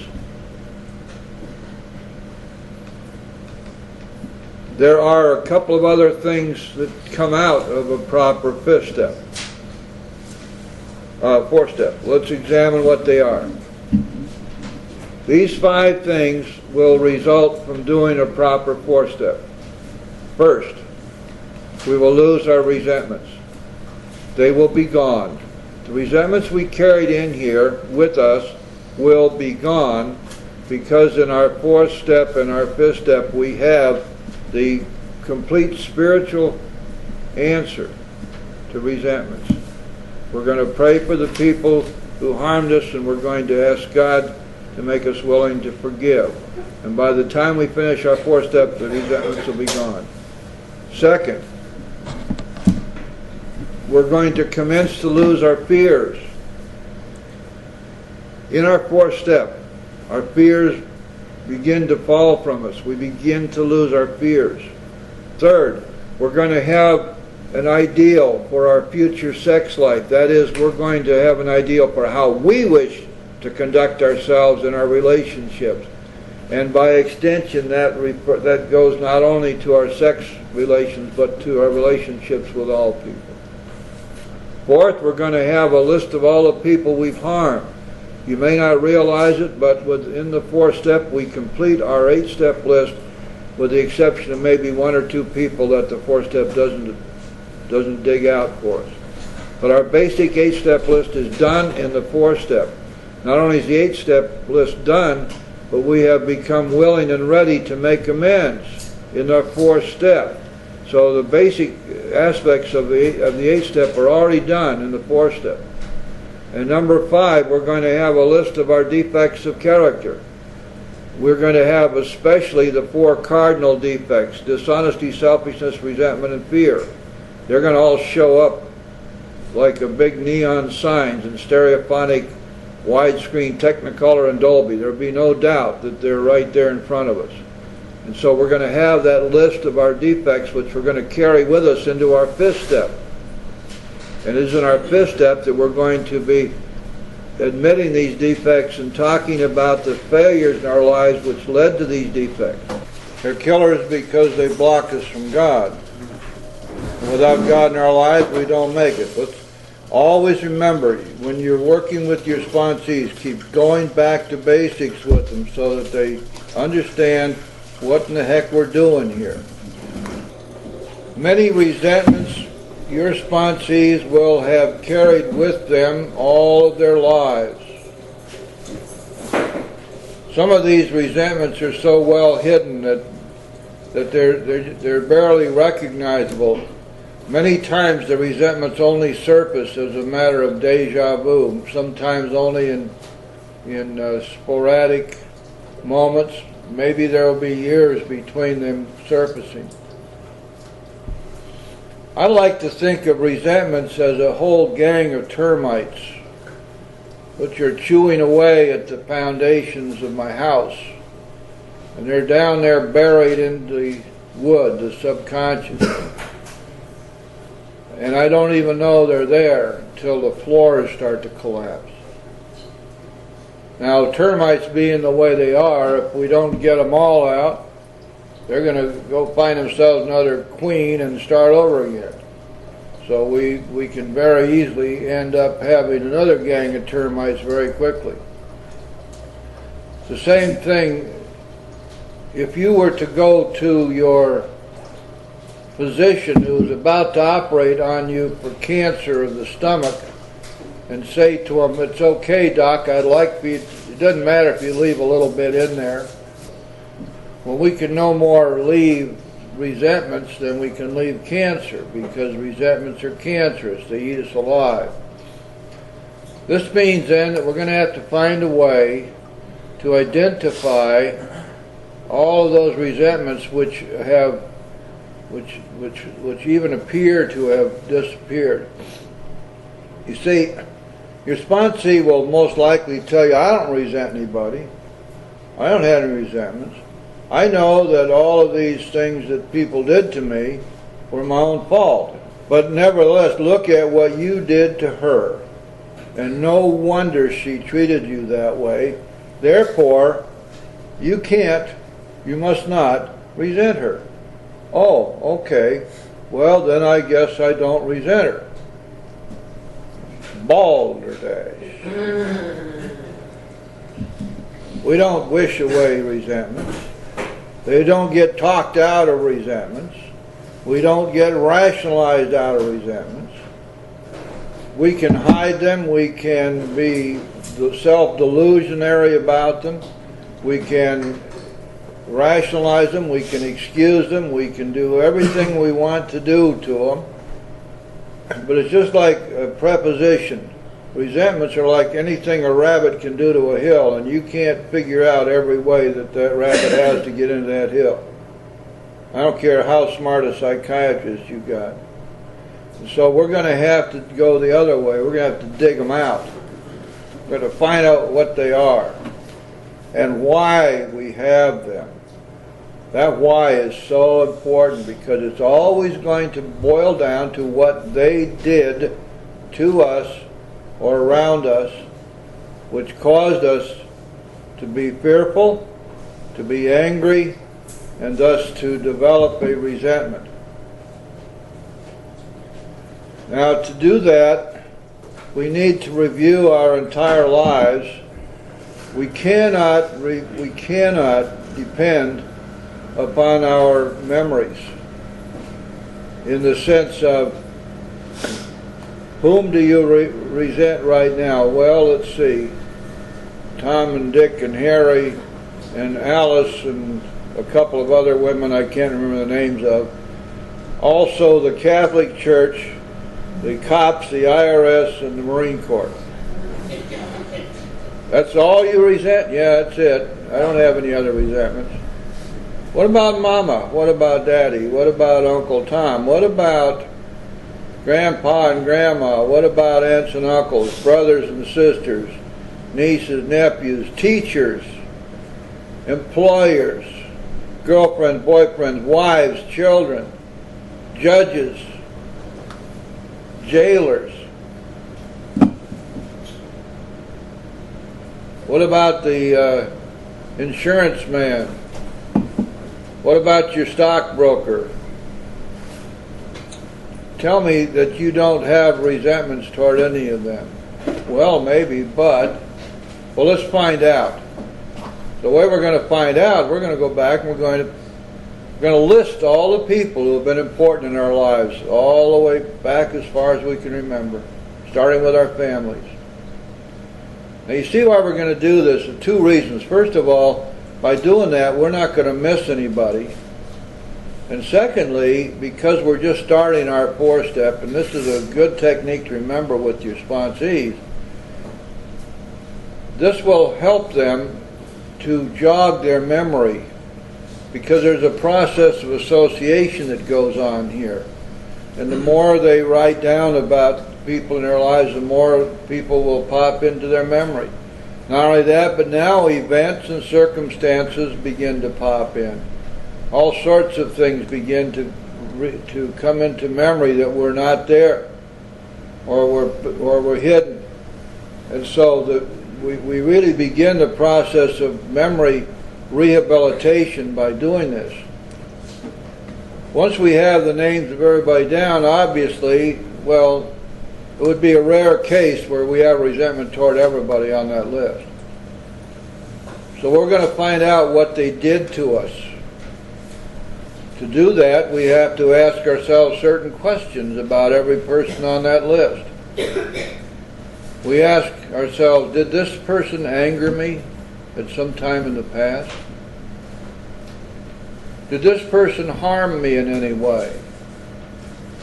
Did this person wrong me?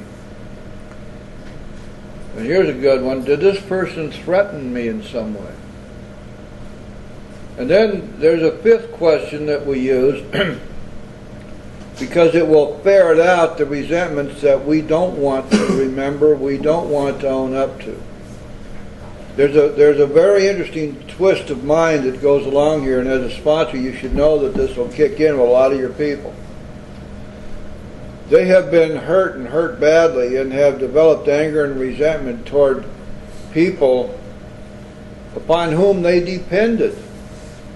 This would be especially, for example, parents.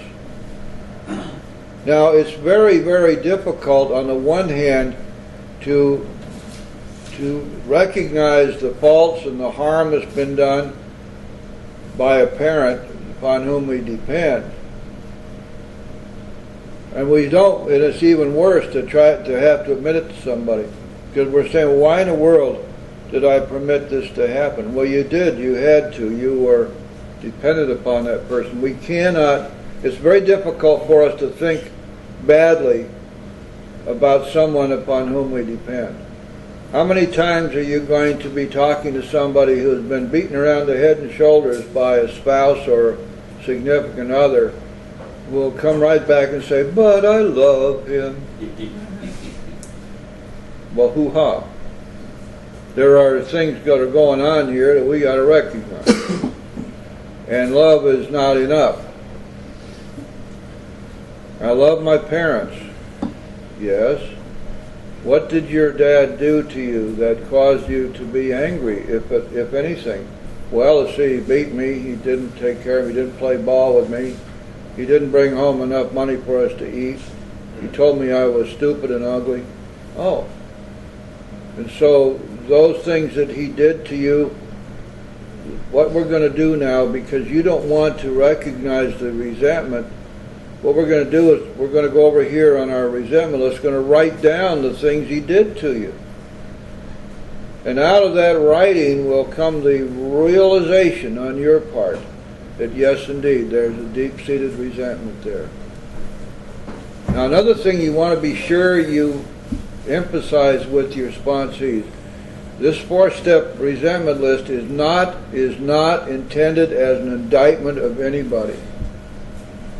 We're not indicting them, we're not making them bad people. All we're looking for is what did they do that caused us harm and fear and resentment. And so when we find somebody who's not willing to recognize the harm that was done, the 5th question we ask is, was this person unfair to me? Now you see, unfairness is not a pejorative, it's not an indictment. It doesn't mean bad, it just means unfair. And I've had sponsees who wouldn't answer yes to any harm or wrong or threat or anger, but they would answer yes all the way down the line to unfair.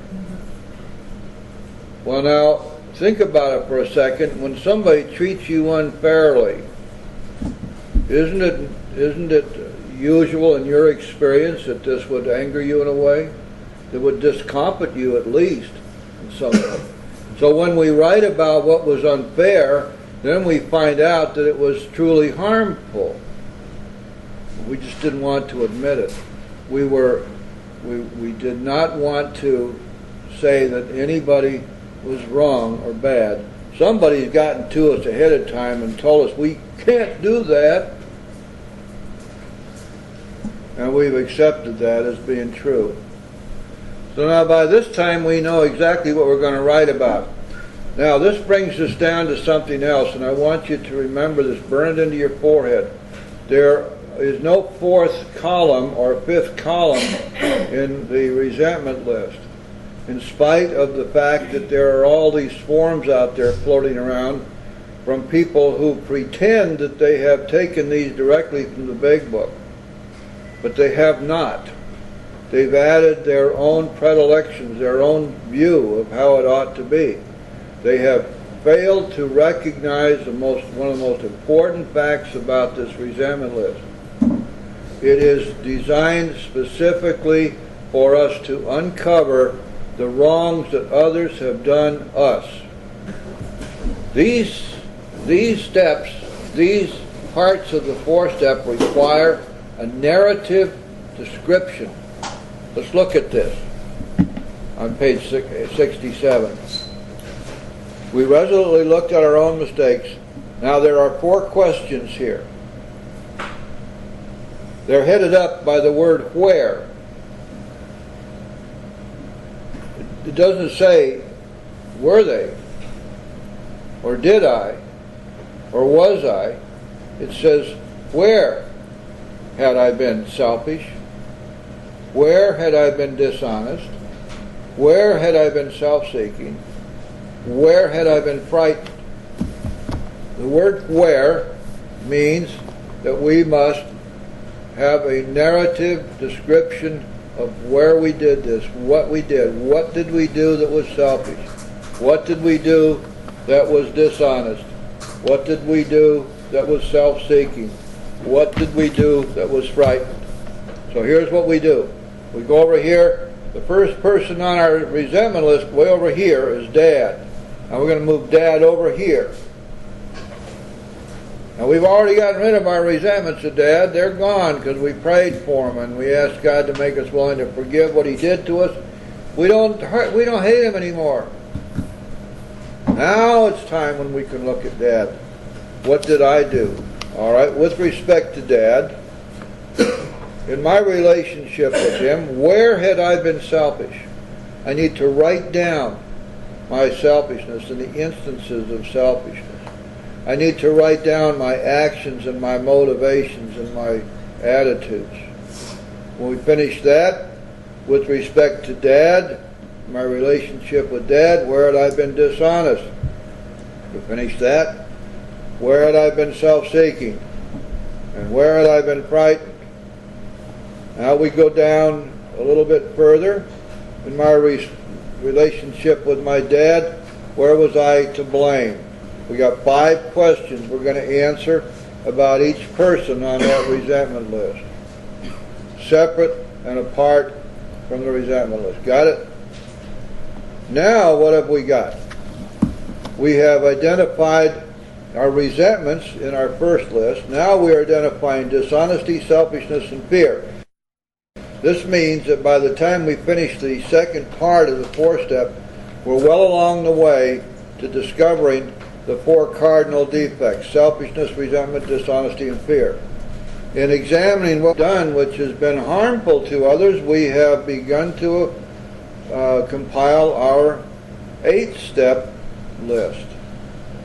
You see, because we've been identifying the things we did which we need to make amends for. And we will also have begun to be willing to set these matters straight. Look at the bottom, look at page 67 again. The last sentence in that second full paragraph: we admitted our wrongs honestly and were willing to set these matters straight. That's the 8th step, guys. We've identified the people we've harmed and we've become willing to make amends. You see how this works? This is all happening at one time here in the 4th step. You can begin to see just how critical this 4th step is to be done right. The third part of the 4th step is our fears list. We're going to inventory our fears. Now, you would say, well, look, wait a second. I did my resentment list and I found the fears associated with my resentments. I did the list of my own faults, and with respect to the people on my resentment list, I found more fear. Why is it now that I must do a separate fears list? Well, the reason is simply this. We're not going to leave one single fear unturned. We're going to turn over every rock that might have a fear under it, because these things are so insidious. Let's see what it says here at the bottom of page 67, last full paragraph. Notice that the word fear is bracketed alongside the difficulties of Mr. Brown, Mrs. Jones, employer, and the wife. That's referring to the resentment list on page 65. Listen to this now. This short word somehow touches about every aspect of our lives. It was an evil and corroding thread. The fabric of our existence shot through with it. What a fantastic word picture that is. Now then, that's the problem. We've got these fears, and relying upon the Big Book as we do to continuously lead us in the right direction and give us the solution. Let's go to the second full paragraph on page 68.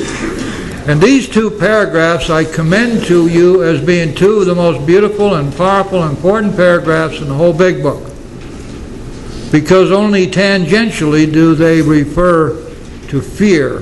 These paragraphs deal with you and me in all aspects of our lives. Perhaps there's a better way we think so, for we are now on a different basis, the basis of trusting and relying upon God. Oh, I hope so. I hope so. We trust infinite God rather than our finite selves. We are in the world to play the role He assigns. What did we ask for in the 3rd step prayer? Offer to you to do with me and build with me as thou wilt. Unconditional offer. Now this next sentence is really, really important.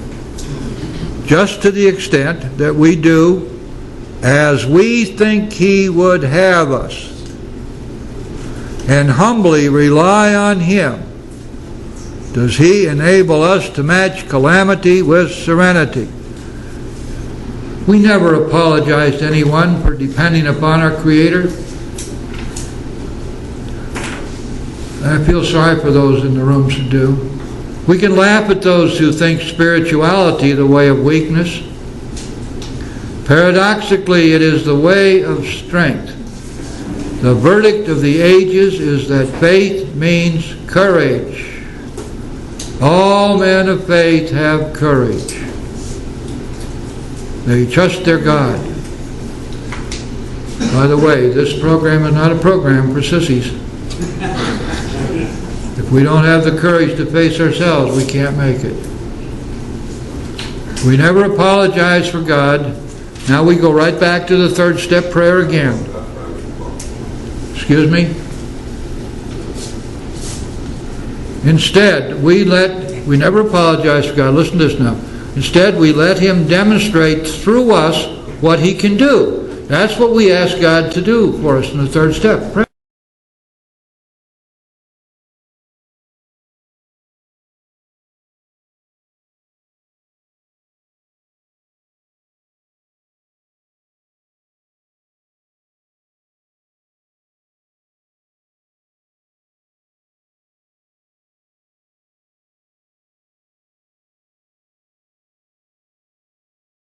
Instead, we let Him demonstrate through us what He can do. That's what we ask God to do for us in the third step. Prayer, wasn't it? To make examples of us, of His power, His love, and His way of life, by taking away from us our difficulties. So it tells us here again that we're letting God demonstrate through us what He can do.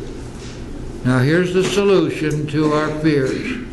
We ask Him to remove our fear and direct our attention to what He would have us be, and once we commence to outgrow fear. It's all right, so we're going to be taking a sex inventory, so let's first make a list of all the people we had sex with. That is all that we can remember. There's another purpose for doing this, and it's a very important one.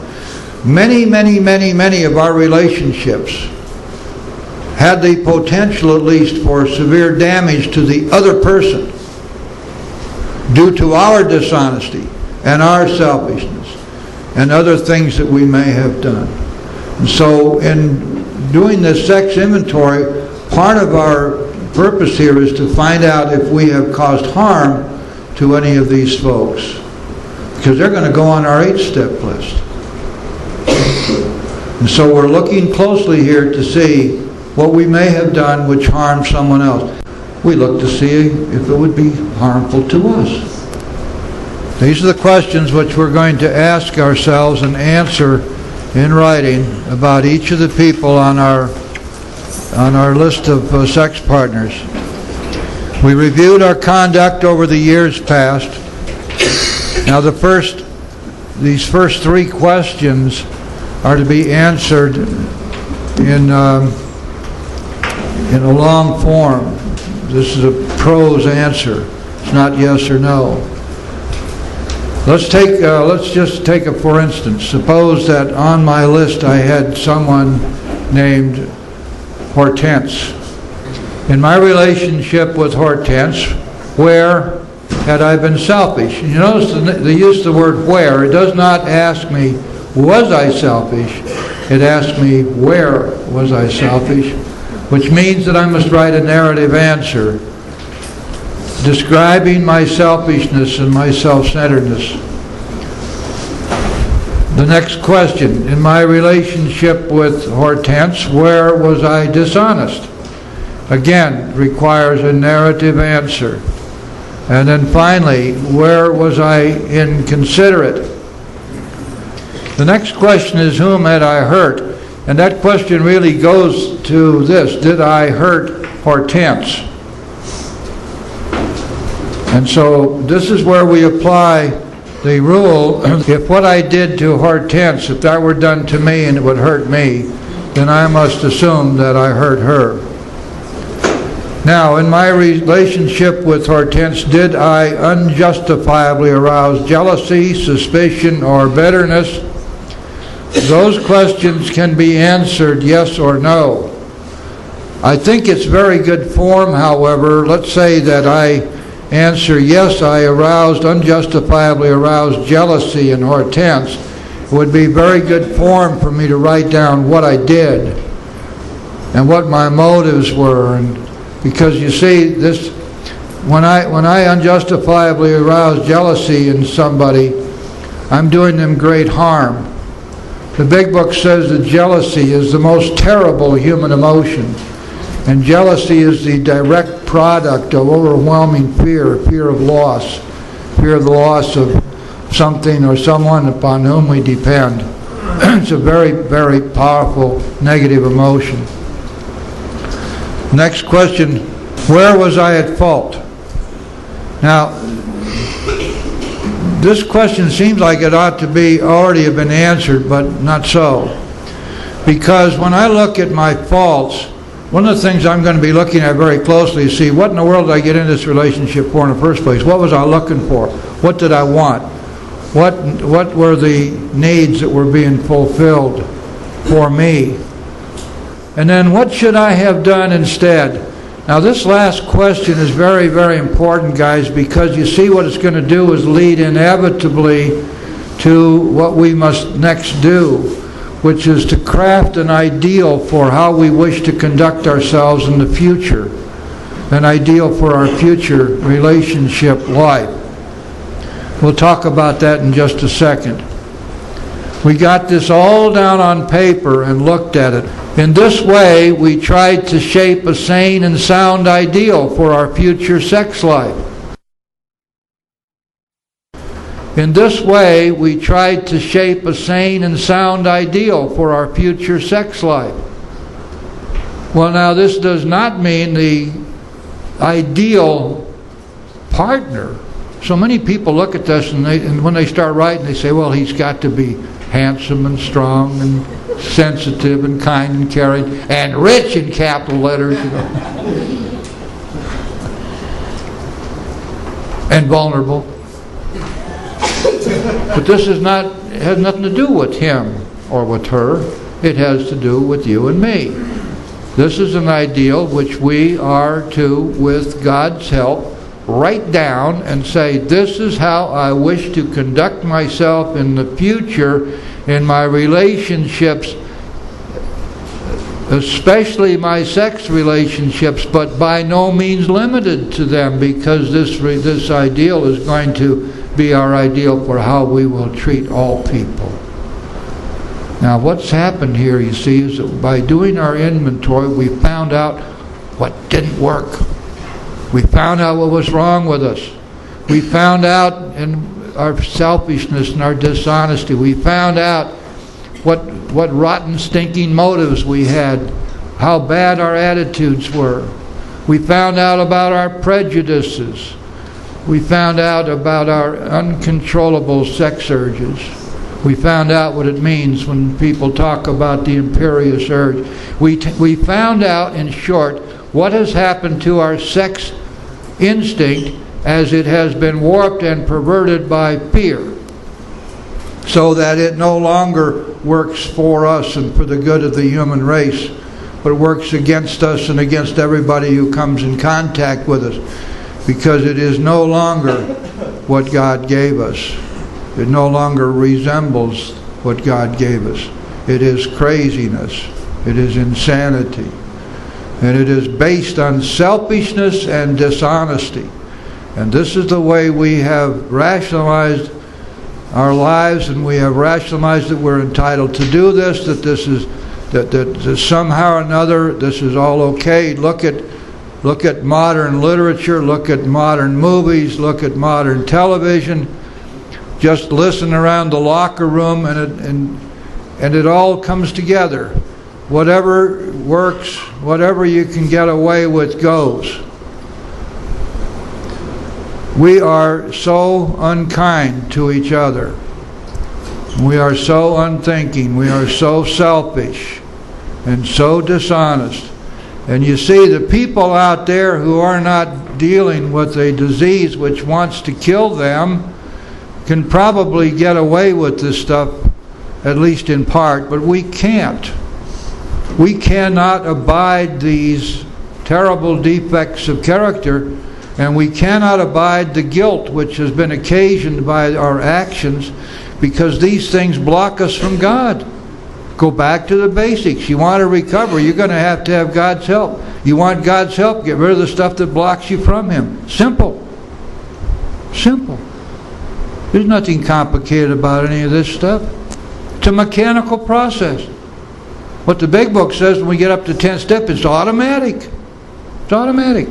If you do the things which the Big Book directs you to do, if you work these steps in accordance with the directions here, forget about anything else in the literature or anything else that's been produced by people out there for money or to get their degree certified. Come back to Big Book, follow the directions here, and automatically you will be restored to sanity. Even if you don't want to be, you will be. Even if it's uncomfortable to be sane, too bad. You're going to be restored to sanity because you have done those things necessary to invoke God's power working in your life. It's that simple. And you've made room for Him. It's that simple. So now let's see what else this says. We subjected each relation to this test. Was it selfish or not? Aha! We're right back with our old friend selfishness again, aren't we? What is the root of our troubles? Selfishness, self-centeredness. What must we be free of? Selfishness, self-centeredness. How do we get free of self? Only through God's help. We cannot do it ourselves because we are as powerless over self as we are over alcohol or drugs. Period. Simple. So we must invoke God's help to be free of self. Was it selfish or not? We ask God to mold our ideals and to help us live up to them. In other words, we're going to go to God and say, look, God, I need your help to write down here what my ideals should be for my future sex life. Please come into my heart and show me what that ought to be. I already have a pretty good idea, God, because I know that I'm going to have to stay free of this selfishness and dishonesty, and I got to quit hurting people and taking them for granted. And I'm going to have to start using the moral fiber that I was born with and living up to the ethics which I know are right. I'm going to have to quit doing the things to people that I know are wrong in spite of the fact that I know they're wrong. I've done them anyway. I know I'm going to have to do that, but God help me put this all together so that it comes out and it shows me how I am to live my life in the future. And He will do that. You see, God always answers your prayers, especially if your prayer is something which is going to help you grow spiritually. He does it for all of us. New cars may be a little difficult to come by, but spiritual help, anything that will help us grow spiritually and grow toward Him and grow toward His ideal for us and help us to become willing to live our lives by spiritual principles. Any of that, we'll get that answered right away. Boom, boom, boom, boom. It doesn't mean God's hand's going to come down and slap us around the face. It means that we're going to find circumstances, we're going to find events, and we're going to find people appearing in our life who will be there to help us and show us, either by teaching us or by their example, that this is the way we are to solve the problem. And He always does that for us. Now listen to this. We remembered always that our sex powers were God-given and therefore good. Well, wait a minute. Gosh, we've been hearing, well, you know, what's the fun of doing this stuff if it's good? I was doing it because it was bad. I was doing it because I thought I was getting away with something. But wait a minute, it says our sex powers are God-given and therefore good. It does not say that our sexual activities in any direction we wish to go are good. It says our sex powers are given and therefore good. God-given. This means that we're dealing here with a natural God-given instinct. Now remember always that an instinct is something which operates below the level of conscious thought. This is not something over which we have conscious control. You do not have to think, I am attracted to her. And by the way, I would like to go to bed with her. Because this is not something that we whomp up in our heads. We don't engender these things. They're there. The sex instinct, it's an instinct. It directs us from the back here in the medulla oblongata. This is the automatic stuff that we have no power over. That's why we can't get rid of these defects ourselves, because they operate below the level of conscious thought. These are all the warping of natural instincts. That's what a defect is. That's why we have to have God's help. He got to straighten out the stuff that He gave us that was perfect when we got it, and because of the life we've lived, it's become warped and perverted by fear, and He got to come back into our lives and help us straighten it out, and He will, and He does. And He restores us to sanity. So all this stuff's pretty simple. God-given and therefore good, neither to be used lightly or selfishly, nor to be despised and loathed. And how many times does that latter admonition come into play? So many people have been so beaten up around the head and shoulders that they believe that their sex powers are nasty, rotten, immoral, terrible. That these are the kinds of things which even to think about it is going to throw us into the depths of hell. Well, if God intended us to have sexual thoughts and aspirations and desires, I doubt very much if He would make that as a one-way ticket to hell. Now, perhaps that's true, but I seriously doubt it.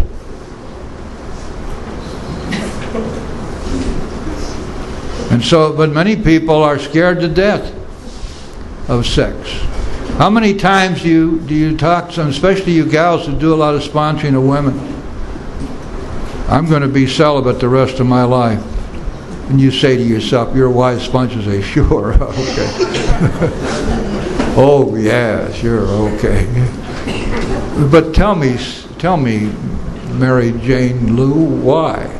Well, look what happened. You can't trust men, and they do this to you, do that to you. And you just say to yourself, just stick around, honey. You're going to be all right.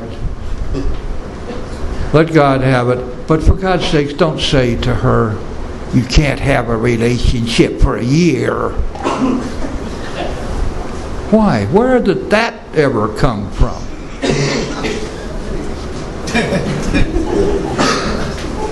Now, suppose you were to go to a married lady and say to her, you can't have a sex relation for a year. Tell your husband that he's out of luck. You think that's funny. That's not the least bit funny. I remember clearly as if it were yesterday. I was at a birthday meeting at the call room in South Miami. And there was a beautiful young woman there, sitting with two beautiful children and a very handsome husband. And they were sitting against the back wall of the old choral room. And this lady, she was taking her one-year medallion, and this lady's sponsor got up and she said, oh, I'm so proud of Susie. I told her when she first came to me that she would have to be away from her husband and have no relationship for a year. And she did it, and I'm so proud of her. And I looked back there and I said to myself first, those two children were deprived of their mother for a year. That husband was deprived of his wife for a year because of you. Because of this idiocy, this stupidity. And finally I stood up and I said exactly the same thing in public.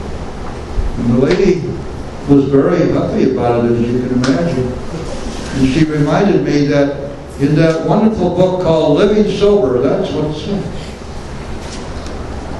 I said, that's fine, but Living Sober says on the first page, it doesn't even purport to say anything about the steps of the big book.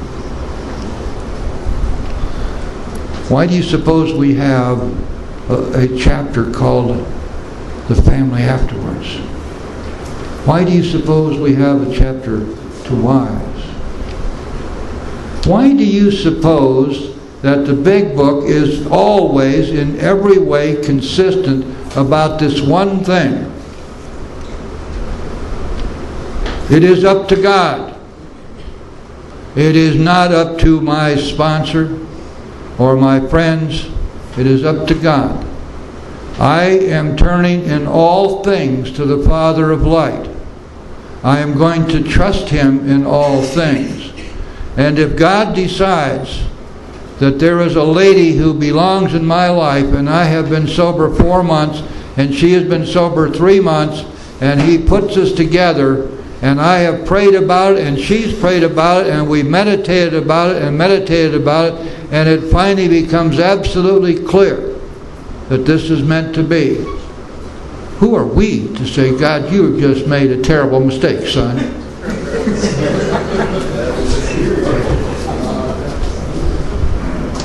You see, we have to be consistent. On the one hand, we can't say to people, trust God in all things, turn in all things to the Father of light who presides over us all, except this one thing.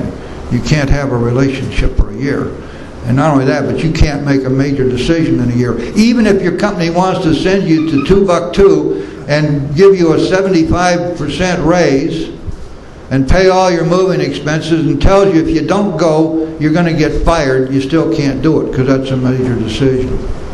You see, when you take these things and you begin to push them out to their little bit to their extremes, and they just all fall apart.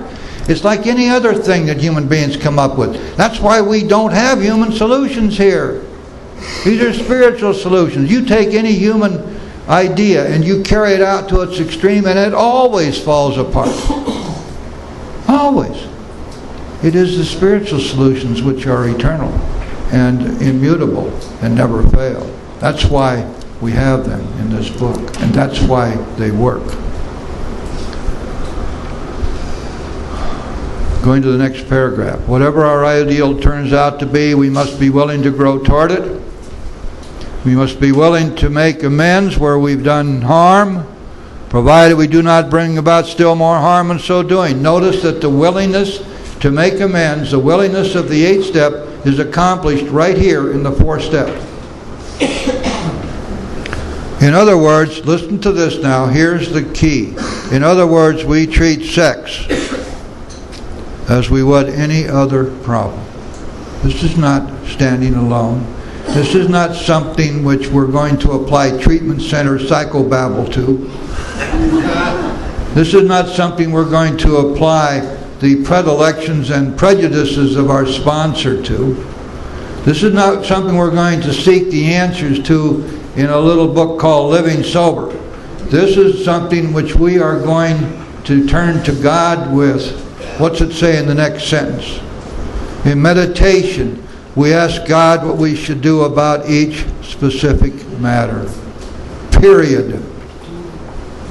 And the next sentence is so powerful and so important because it runs all the way through our entire prayer and meditation life. The right answer will come if we want it.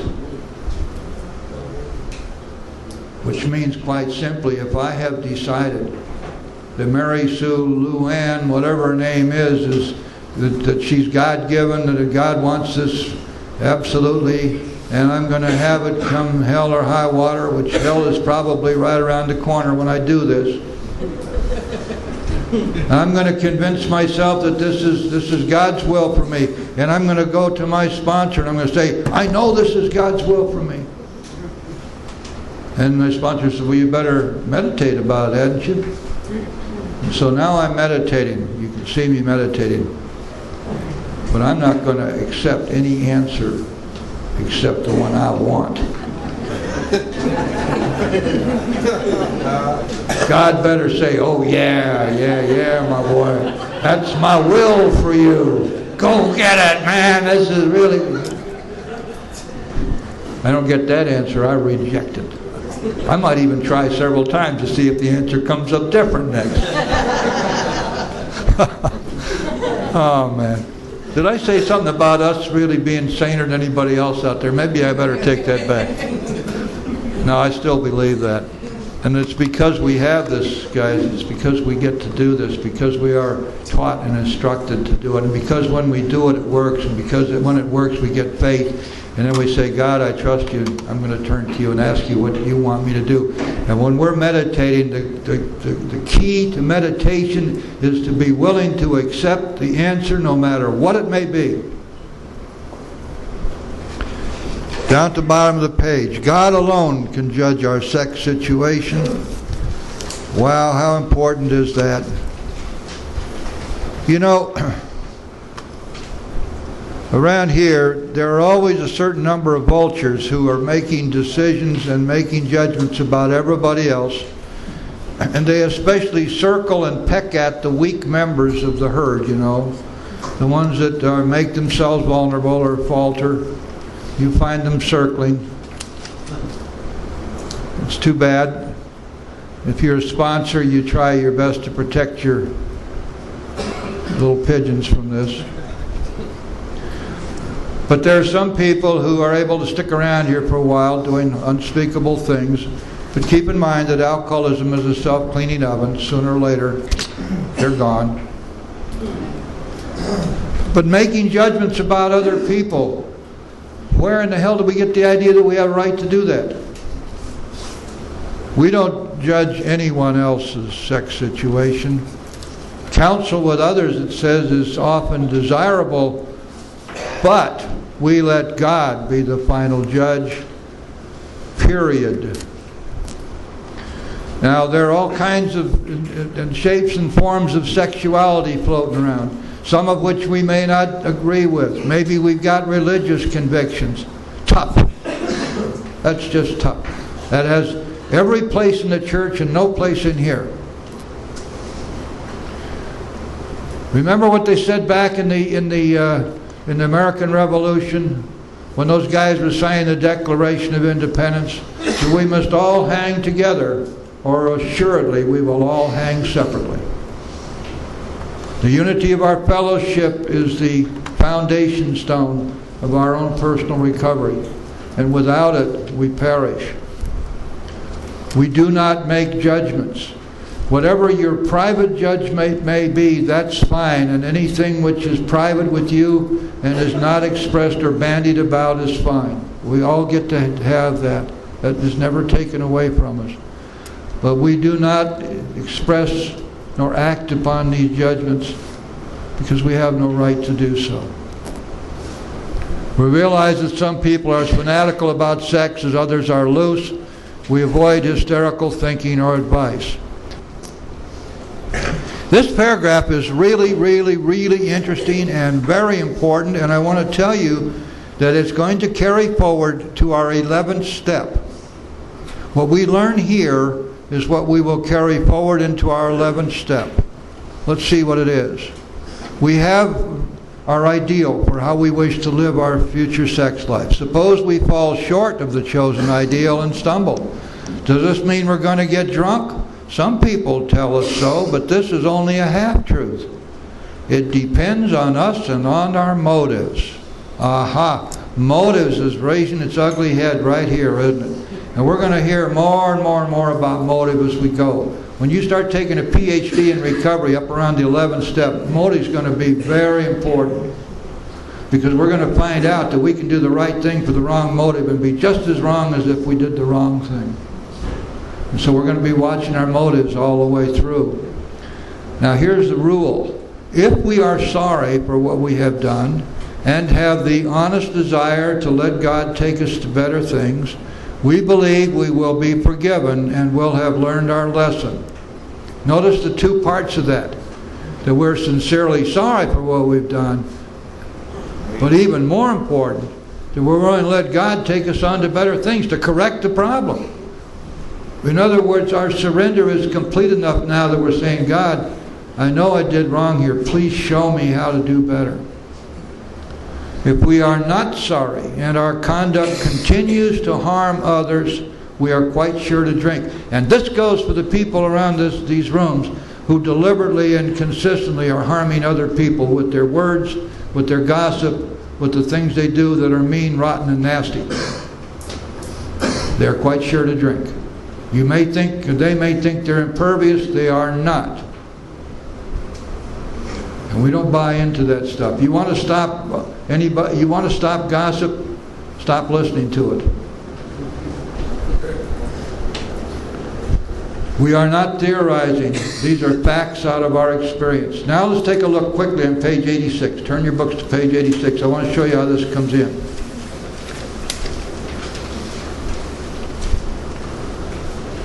The first full paragraph on page 86 is the 11-step inventory, which is one of the better kept secrets in the Big Book. This is a 10-question inventory which we do every night. As we do this inventory, we find if we have gotten off the path, if we have strayed from the chosen ideal. Let's find out what it tells us down at the bottom of that first paragraph. After making our review, we ask God's forgiveness and inquire what corrective measures should be taken. This is the only place in the Big Book where we are instructed, directed to seek forgiveness. Now you can see how that dovetails in directly with what we learned all the way back here in the fourth step. And then finally, on page 70, to sum up about sex, we earnestly pray for the right ideal, for guidance in each questionable situation. Guidance, the prayer is for guidance. We are not praying to the group. We're praying to God. We're asking God for guidance in each questionable situation. By the way, it always amuses me when people talk about the group being their higher power. I have never yet seen anybody get down on their knees and pray to their group. Never once. I would be shocked if I ever saw it. So would the whole group. They'd say, what in the heck's going on here? For strength to do the right thing. For sanity and for strength to do the right thing. This is the direction. This is what we are directed to do. What makes us think that somehow or another sex and our sex relationships are exempt from God's power and from the general principles that we're going to be living our lives by? They're not. We get to fit that stuff right into everything else that we're doing in our lives, where we're letting God be the guide, where we're living our lives by spiritual principles, where we're paying attention to the moral sense that we all have. We know right from wrong. We just haven't been willing to do it in the past. We've been breaking our own moral sense and moral fiber, and we have done so. And now we're going to stop doing that. And even if you don't want to stop doing it simply on the basis that it's right and wrong, maybe you don't have that much of a belief in right and wrong, and that's fine. Nobody in here is going to tell you you have to. But let's look at it from another standpoint. As we've done this inventory, we have found out what did not work. What didn't work. We want to recover, it's simple. We start doing what will work. And when we start doing what will work, our whole life changes. And we say, wow, why didn't I think about this before? This was so simple. Just start doing what will work. Do the next right thing. Take care of what's in front of you to be done. Leave the results up to God. Don't hurt another person. That's all we got to do. That's all.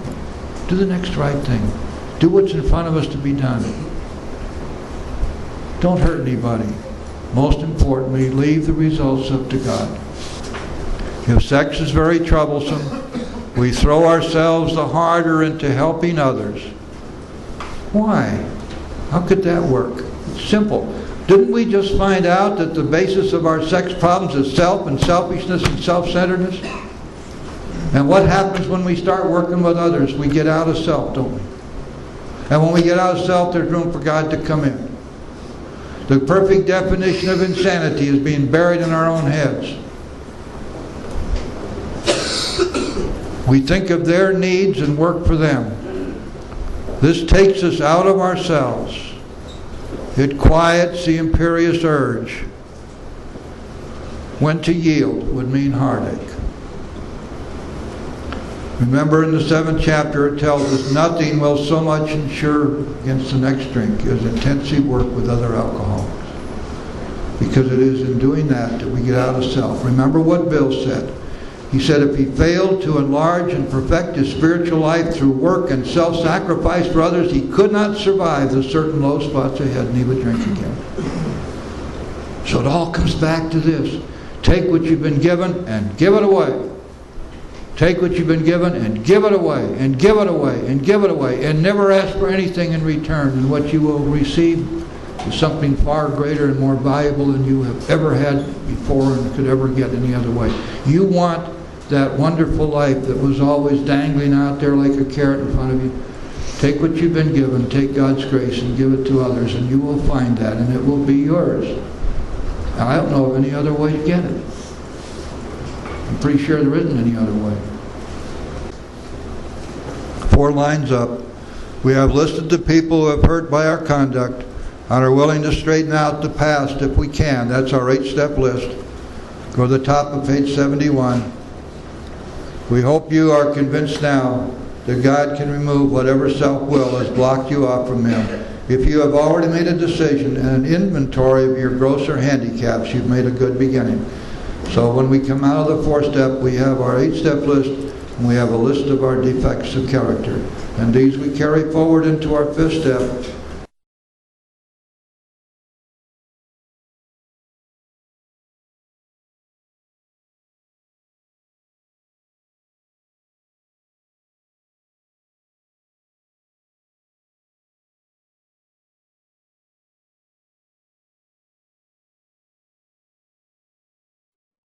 Let's make sure that we all understand what's going on here. Because we read the big book together, we get a chance to study the steps in depth as we go. And there's no hit or miss here. We're reading it word for word and we're considering these steps as we go through them. And of course, by doing it that way, we have a real strong in-depth look, not only at the steps themselves, but how they fit together with all the other steps. And how they all work together as a wonderful program of recovery. And in the 6th chapter is where we're starting tonight. We're going to find pretty much the guts of the program of AA. The 5th, 6th, 7th, 8th, 9th, 10th, and 11th steps are in this chapter. Of course, it all has a foundation in the first 4 steps. The 4th step being in chapter 5 forms the pivot point for all the rest of the steps, because it is there that we learn how to do so many of the things that we're going to be doing for the rest of our lives. It's also in the 4th step that we learn about ourselves. We get to take a real close look at our present reality. We get to look to see what it is that's wrong with us, especially those things which block us off from God, will keep us therefore from recovery. And now when we get to the 5th step, we're going to be taking another great big leap forward, because it is here that we break the sound barrier. It is in the 5th step that we are instructed to take this incredible step of admitting what we have found in the 4th step, not only to ourselves and to God, but most especially to another human being. Now this 5th step has an incredible history. You know, it goes all the way back as far as we can trace the written record of mankind, especially in view of religions and philosophic concepts and ecclesiastical writings. We find the references to something akin to the 5th step in the Bible and the Koran and in Talmud. We find it in the writings of the Eastern religions. And it all comes back to something quite simple. As a matter of fact, in the Christian tradition, if we look in the book of James, we will find James saying, "Confess your sins one to another." And I believe it is in Romans where St. Paul does the same thing to the Romans, tells them the same thing. Now, why is it that this is such a powerful spiritual tool? I don't have any kind of a handle on any advanced wisdom or anything. I'm just going to tell you what I think. I believe that for most of us, it would be the first time that we overcame our pride, the first time that we humbled ourselves enough, the first time that we felt completely necessary to reveal ourselves with no makeup on, with no costume hiding us, with no fancy story, just us bare bones to another human being. It's very unlikely that any of us have done that, even with our professional people out there. So many of us have spent time with counselors and psychologists and psychiatrists and others who were trying to help us with the human solution, and very seldom did we ever really break down and give them the whole story. But now, because we did our four-step properly, we've learned so much about ourselves. And not only that, but hopefully the person who's sponsoring us has created in us sufficient sense of trust and confidence in that person that we're going to be willing to risk it. We're going to be willing to go that next big step where we lay it out, where we articulate precisely what we have found in our four-step. Now, the Big Book is pretty clear about this, that if we don't do exactly that, we leave ourselves in great jeopardy. Page 72.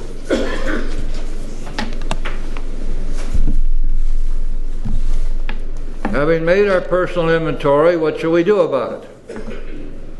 We've been trying to get a new attitude, a new relationship with our Creator, and to discover the obstacles in our path. We have admitted certain defects.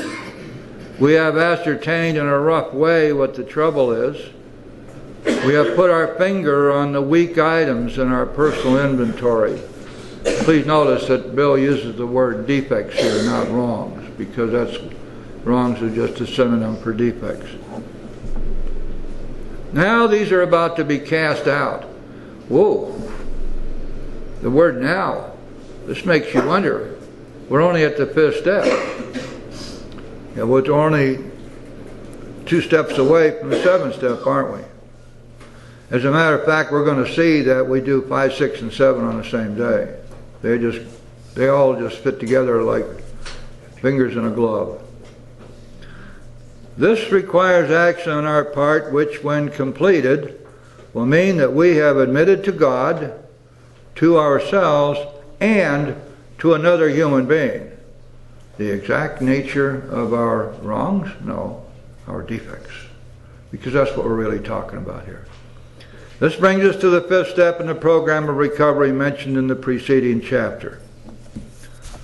Okay, so now that's the preamble. And let's see what we're talking about here with this 5th step. How important is it? How vital is it? Why do we really have to do this? Can't we kind of skirt around on this?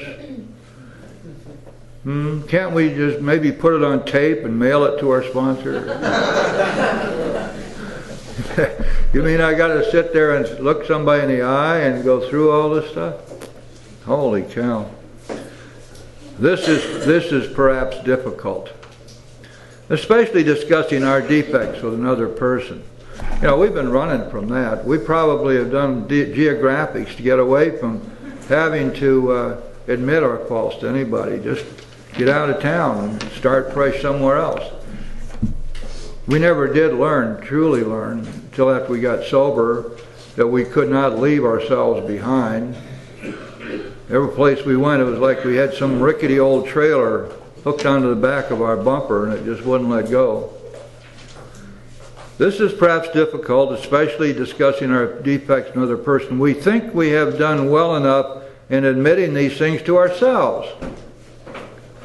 Oh, and then remember, you always hear this, well, I don't need to say anything to God, He already knows everything anyway.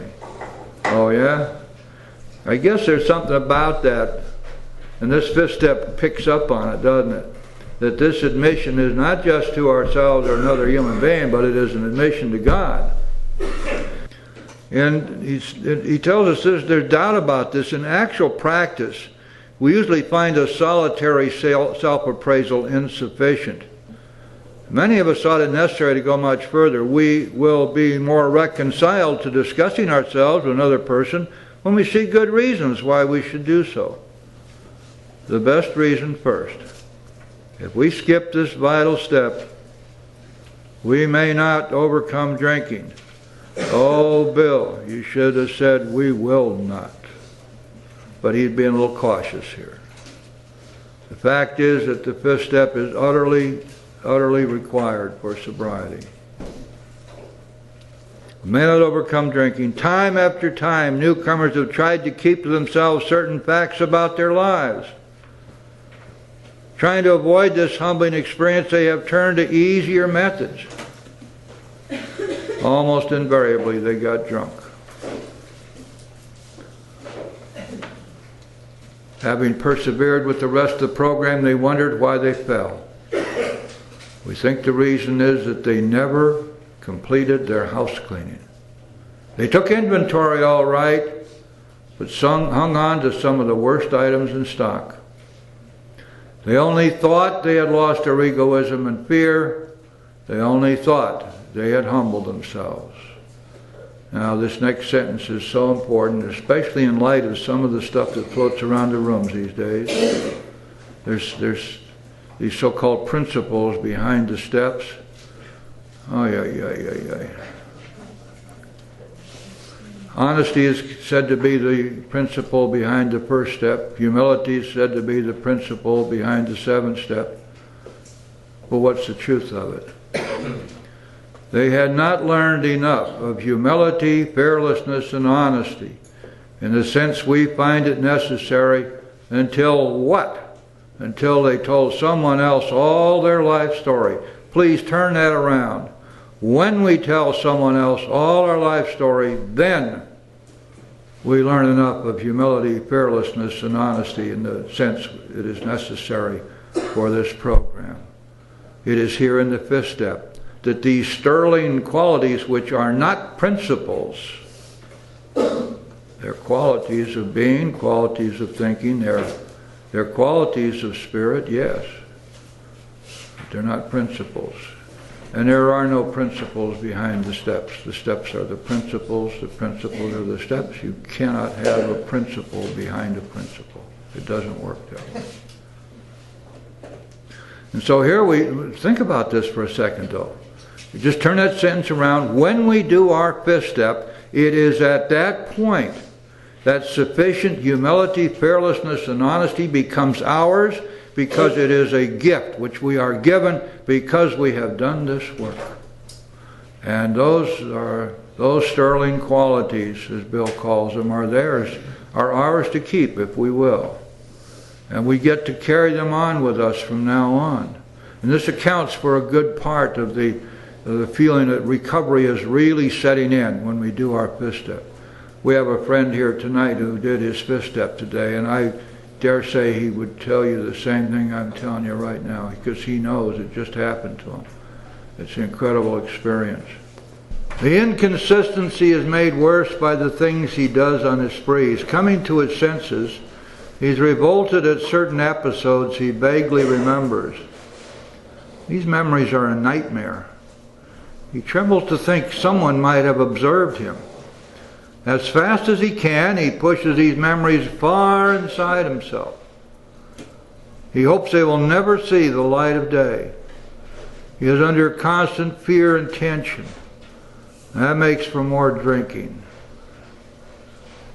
Wow, that's so true. And you know what we find? It's amazing what we find buried down there inside ourselves. We often around here we talk about the termites in our sub-basement, you know, that you never see them, but they're eating everything away while they're down there. And once in a while you might see one fly by and think it belongs to your neighbor. We got these things so well hidden, so rationalized away, so pushed down to a point where we absolutely refuse to look at them. Denial is our middle name, of course. And yet, when we get into our fourth step and stuff starts to come out, and now we're not only going to have to write about it, we're going to have to start talking about it. Psychologists are inclined to agree with us. We spent thousands of dollars for examinations. We know but few instances where we have given these doctors a fair break. We've seldom told them the whole truth, nor have we followed their advice. Unwilling to be honest with these sympathetic men, we were honest with no one else. Small wonder many in the medical profession have a low opinion of alcoholics and their chance for recovery. Well now, Bill, there's another real good reason. None of them have been successful getting us sober. Because they don't know how. When I read this paragraph, I think, Bill, you're pandering. You're pandering here, son. You just don't want these guys mad at you because they're going to be a rich source, a gold mine of new bodies. Where's our newcomer? Is she here still? There she is. She, yeah. Here's the rule now. Notice there's a big must here. We must be entirely honest with somebody if we expect to live long or happily in this world. Rightly and naturally we think well before we choose the person or persons with whom to take this intimate and confidential step. Boy, is that ever true. Now, you know, when this was written in 1939, perhaps even as late as early 1940, I think it was in 39 though, after 3 years and 3 years plus of operation of the fellowship, it was very unusual in those days for the fifth step to be heard by another member. And they did not have sponsors as we know sponsors today. The first mention in the literature of sponsorship is not till 1947. There were, of course, spiritual advisors, but we see the mention of spiritual advisors in the book quite often, and this would seem to be more in the realm of someone who was in a church or temple or synagogue or cathedral or mosque or whatever. Somebody who was labeled as a spiritual advisor, or perhaps a doctor or a psychiatrist, or perhaps some real understanding close friend. But the practice of hearing fifth steps automatically, which is almost universally done today by the sponsor, had not yet been adopted. Those of us belonging to a religious denomination which requires a confession must, and of course, will want to go to the properly appointed authority whose duty it is to receive it. Though we have no religious connection, we may still do well to talk with one ordained by an established religion. We often find such a person quick to see and understand our problem. Of course, we sometimes encounter people who do not understand alcoholics. That's going to happen a lot. There's another reason there, isn't there? This minister or priest can't rat us out. Matter of fact, they can't be made to rat us out. Whereas our poor little sponsor, we tell him or her all these gory details, and the authorities can come along and stick him in prison if he won't rat us out. I know they did that to me. And so I suppose there's a certain amount of trepidation knowing that we're telling everything to somebody who may be vulnerable. Also, the idea of, well, you know, here's something. If you really want to give your fifth step to somebody who is guaranteed not to rat you out, it's very simple. You just go down to the local hospice and find somebody who's going to die tonight.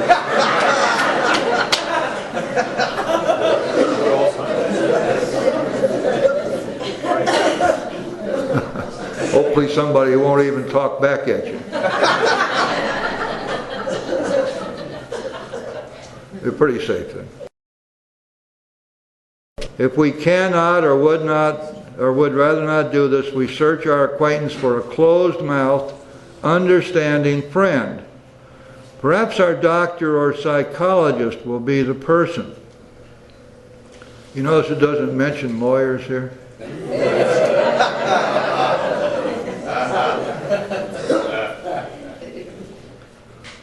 Yeah, I wonder why. Well, lawyers can't rat you out either, you know. Well, they can if you've told them that you're going to commit a crime, then they're supposed to rat you out. It may be one of our own family. Oh, God save us from that. But we cannot disclose anything to our wives or our parents which will hurt them and make them unhappy. Well, of course not. But and that goes without saying, doesn't it? Because that would be in the nature of a ninth step, wouldn't it? And remember what our ninth step tells us, that we can't tell anybody anything that's going to hurt them. We're going to have to swallow it and so we can't parade. My wife and I abandon ourselves with enthusiasm to the idea of helping other alcoholics to a solution. We have no right to problems. save our own skin at another person's expense. And that's the truth. Such parts of our story we tell to someone who will understand and yet be unaffected. From all accounts, this is a kind of a neat little twist on the fifth I will help. that you often And talk she did. about. She backed the him Big up. Book is authority for the fact that we can take it was up a this long, step hard with road. two different people. There was And no supposed such by thing as extension, instant success. A whole committee. And never after that did they Break it up have any into little parts. significant amount of money. This way nobody knows Lois the whole kept on story. working You know, that at might not be a the bad department idea. store for quite a while after Bill got sober. Notwithstanding the Bill great was able necessity to for make a little discussing money here and ourselves there with in the stock someone, market. it may But be one basically, is so they were living situated on that there is pretty no much the suitable shoestring. person But available. Lois If that is so, this step lived may up be to her postponed. commitment. She stuck with Only, Bill. however, She stuck with if him we all the hold way through. ourselves in And complete after readiness he to died go through with it early at the part of first opportunity. 1970, right here in Miami at the We know we have Miami people Heart out there, the Institute. lone Lois loners continued the work. that are, And so I this said it somewhere. commitment, when he says my they wife maybe and are I able to get abandon to a ourselves with meeting once or twice a enthusiasm, year. the idea of helping other There's alcoholics to a there's solution a to guy in problems. Australia He who means has that a literally. It sheep was ranch both he way and out Lois who there. did that. There's only, oh, this is the guy was I keep talking fortunate. about. He asked God Well, my old to business take his life and associates will into remained his hands, and he skeptical for a promised year. him he'd be happy no matter what A year and a God's half, will was. during He which ended I up in the found a little outback work. of Australia running What a he means sheep by farm it with was only Aborigines for fortunate that neighbors. she agreed, And he because doesn't speak otherwise their without her language, so- salary they wouldn't have But survived once a year, financially. at shearing time, I was not too he'd get well his at sheep the all time sheared, and he'd was make the plagued trip by about waves of 2,000 self-pity miles and into the nearest resentment. big city to sell his wool. We don't hear a whole lot And it about was that. on and- those and trips that Bill, he was able in to his meet with other alcoholics. other writings seldom Do, alludes to for example, how this he system. felt in that first 6 months period. Now this big book, believe it or not, We have a was written lot of precisely information for about him. his ups and Think downs. about it for a second. When this depressions book was and written, it was his going out to suicidal people who had impulses no AA in their and, town. There no, his nobody even LSD knew about use and AA. other stuff. It was going later out on. to the That's soul pretty well lonely documented. drunk out there. But who was exactly looking for what some was kind going of on with recovery. him right after he In got fact, sober. if you read the this 11th really, chapter, as far as I know, mostly in all the we're going to literature, do this is the when we only get place there, that he alludes you'll to it. find that a good part of That it he is was written filled with waves to of show self-pity these and lone wolves resentment. out there in I don't Cucamonga know and Grand what Prairie and resentment wherever he's else talking the Big about. Book I guess ended up, maybe how to set it's up not their own important, AA meeting in their except own that town. And of you course, got it was to quite notice that effective Bill in was doing far that. from being well at this point. And you could This step almost may say be in many postponed respects only, he was however, if we walking hold around ourselves with in complete untreated readiness to go alcoholism. through with it first Self-pity and opportunity. Now this, by the way, is two of the parallel, most brutal directly defects parallel of character. to our ninth step. Ones that Remember, will just tear when we us get to the down. ninth step in a couple of weeks, He goes on to say this maybe sometimes next week, I nearly don't know, drove me probably a back couple to weeks. drink. what we're going to find But I is soon found that that the when key all other to being measures set free from failed, our guilt work with another is our alcoholic willingness, would save the complete day. willingness to make amends Turn to if, page as and when 89, we please. can. And sometimes we That's can't on do page it. 89. But Practical if we are experience truly shows that willing, what nothing happens there will is so that much we ensure are set immunity free from the guilt. drinking as So this intensive is work this is with the other same idea. alcoholics. It Remember works how when other important activities willingness fail. is.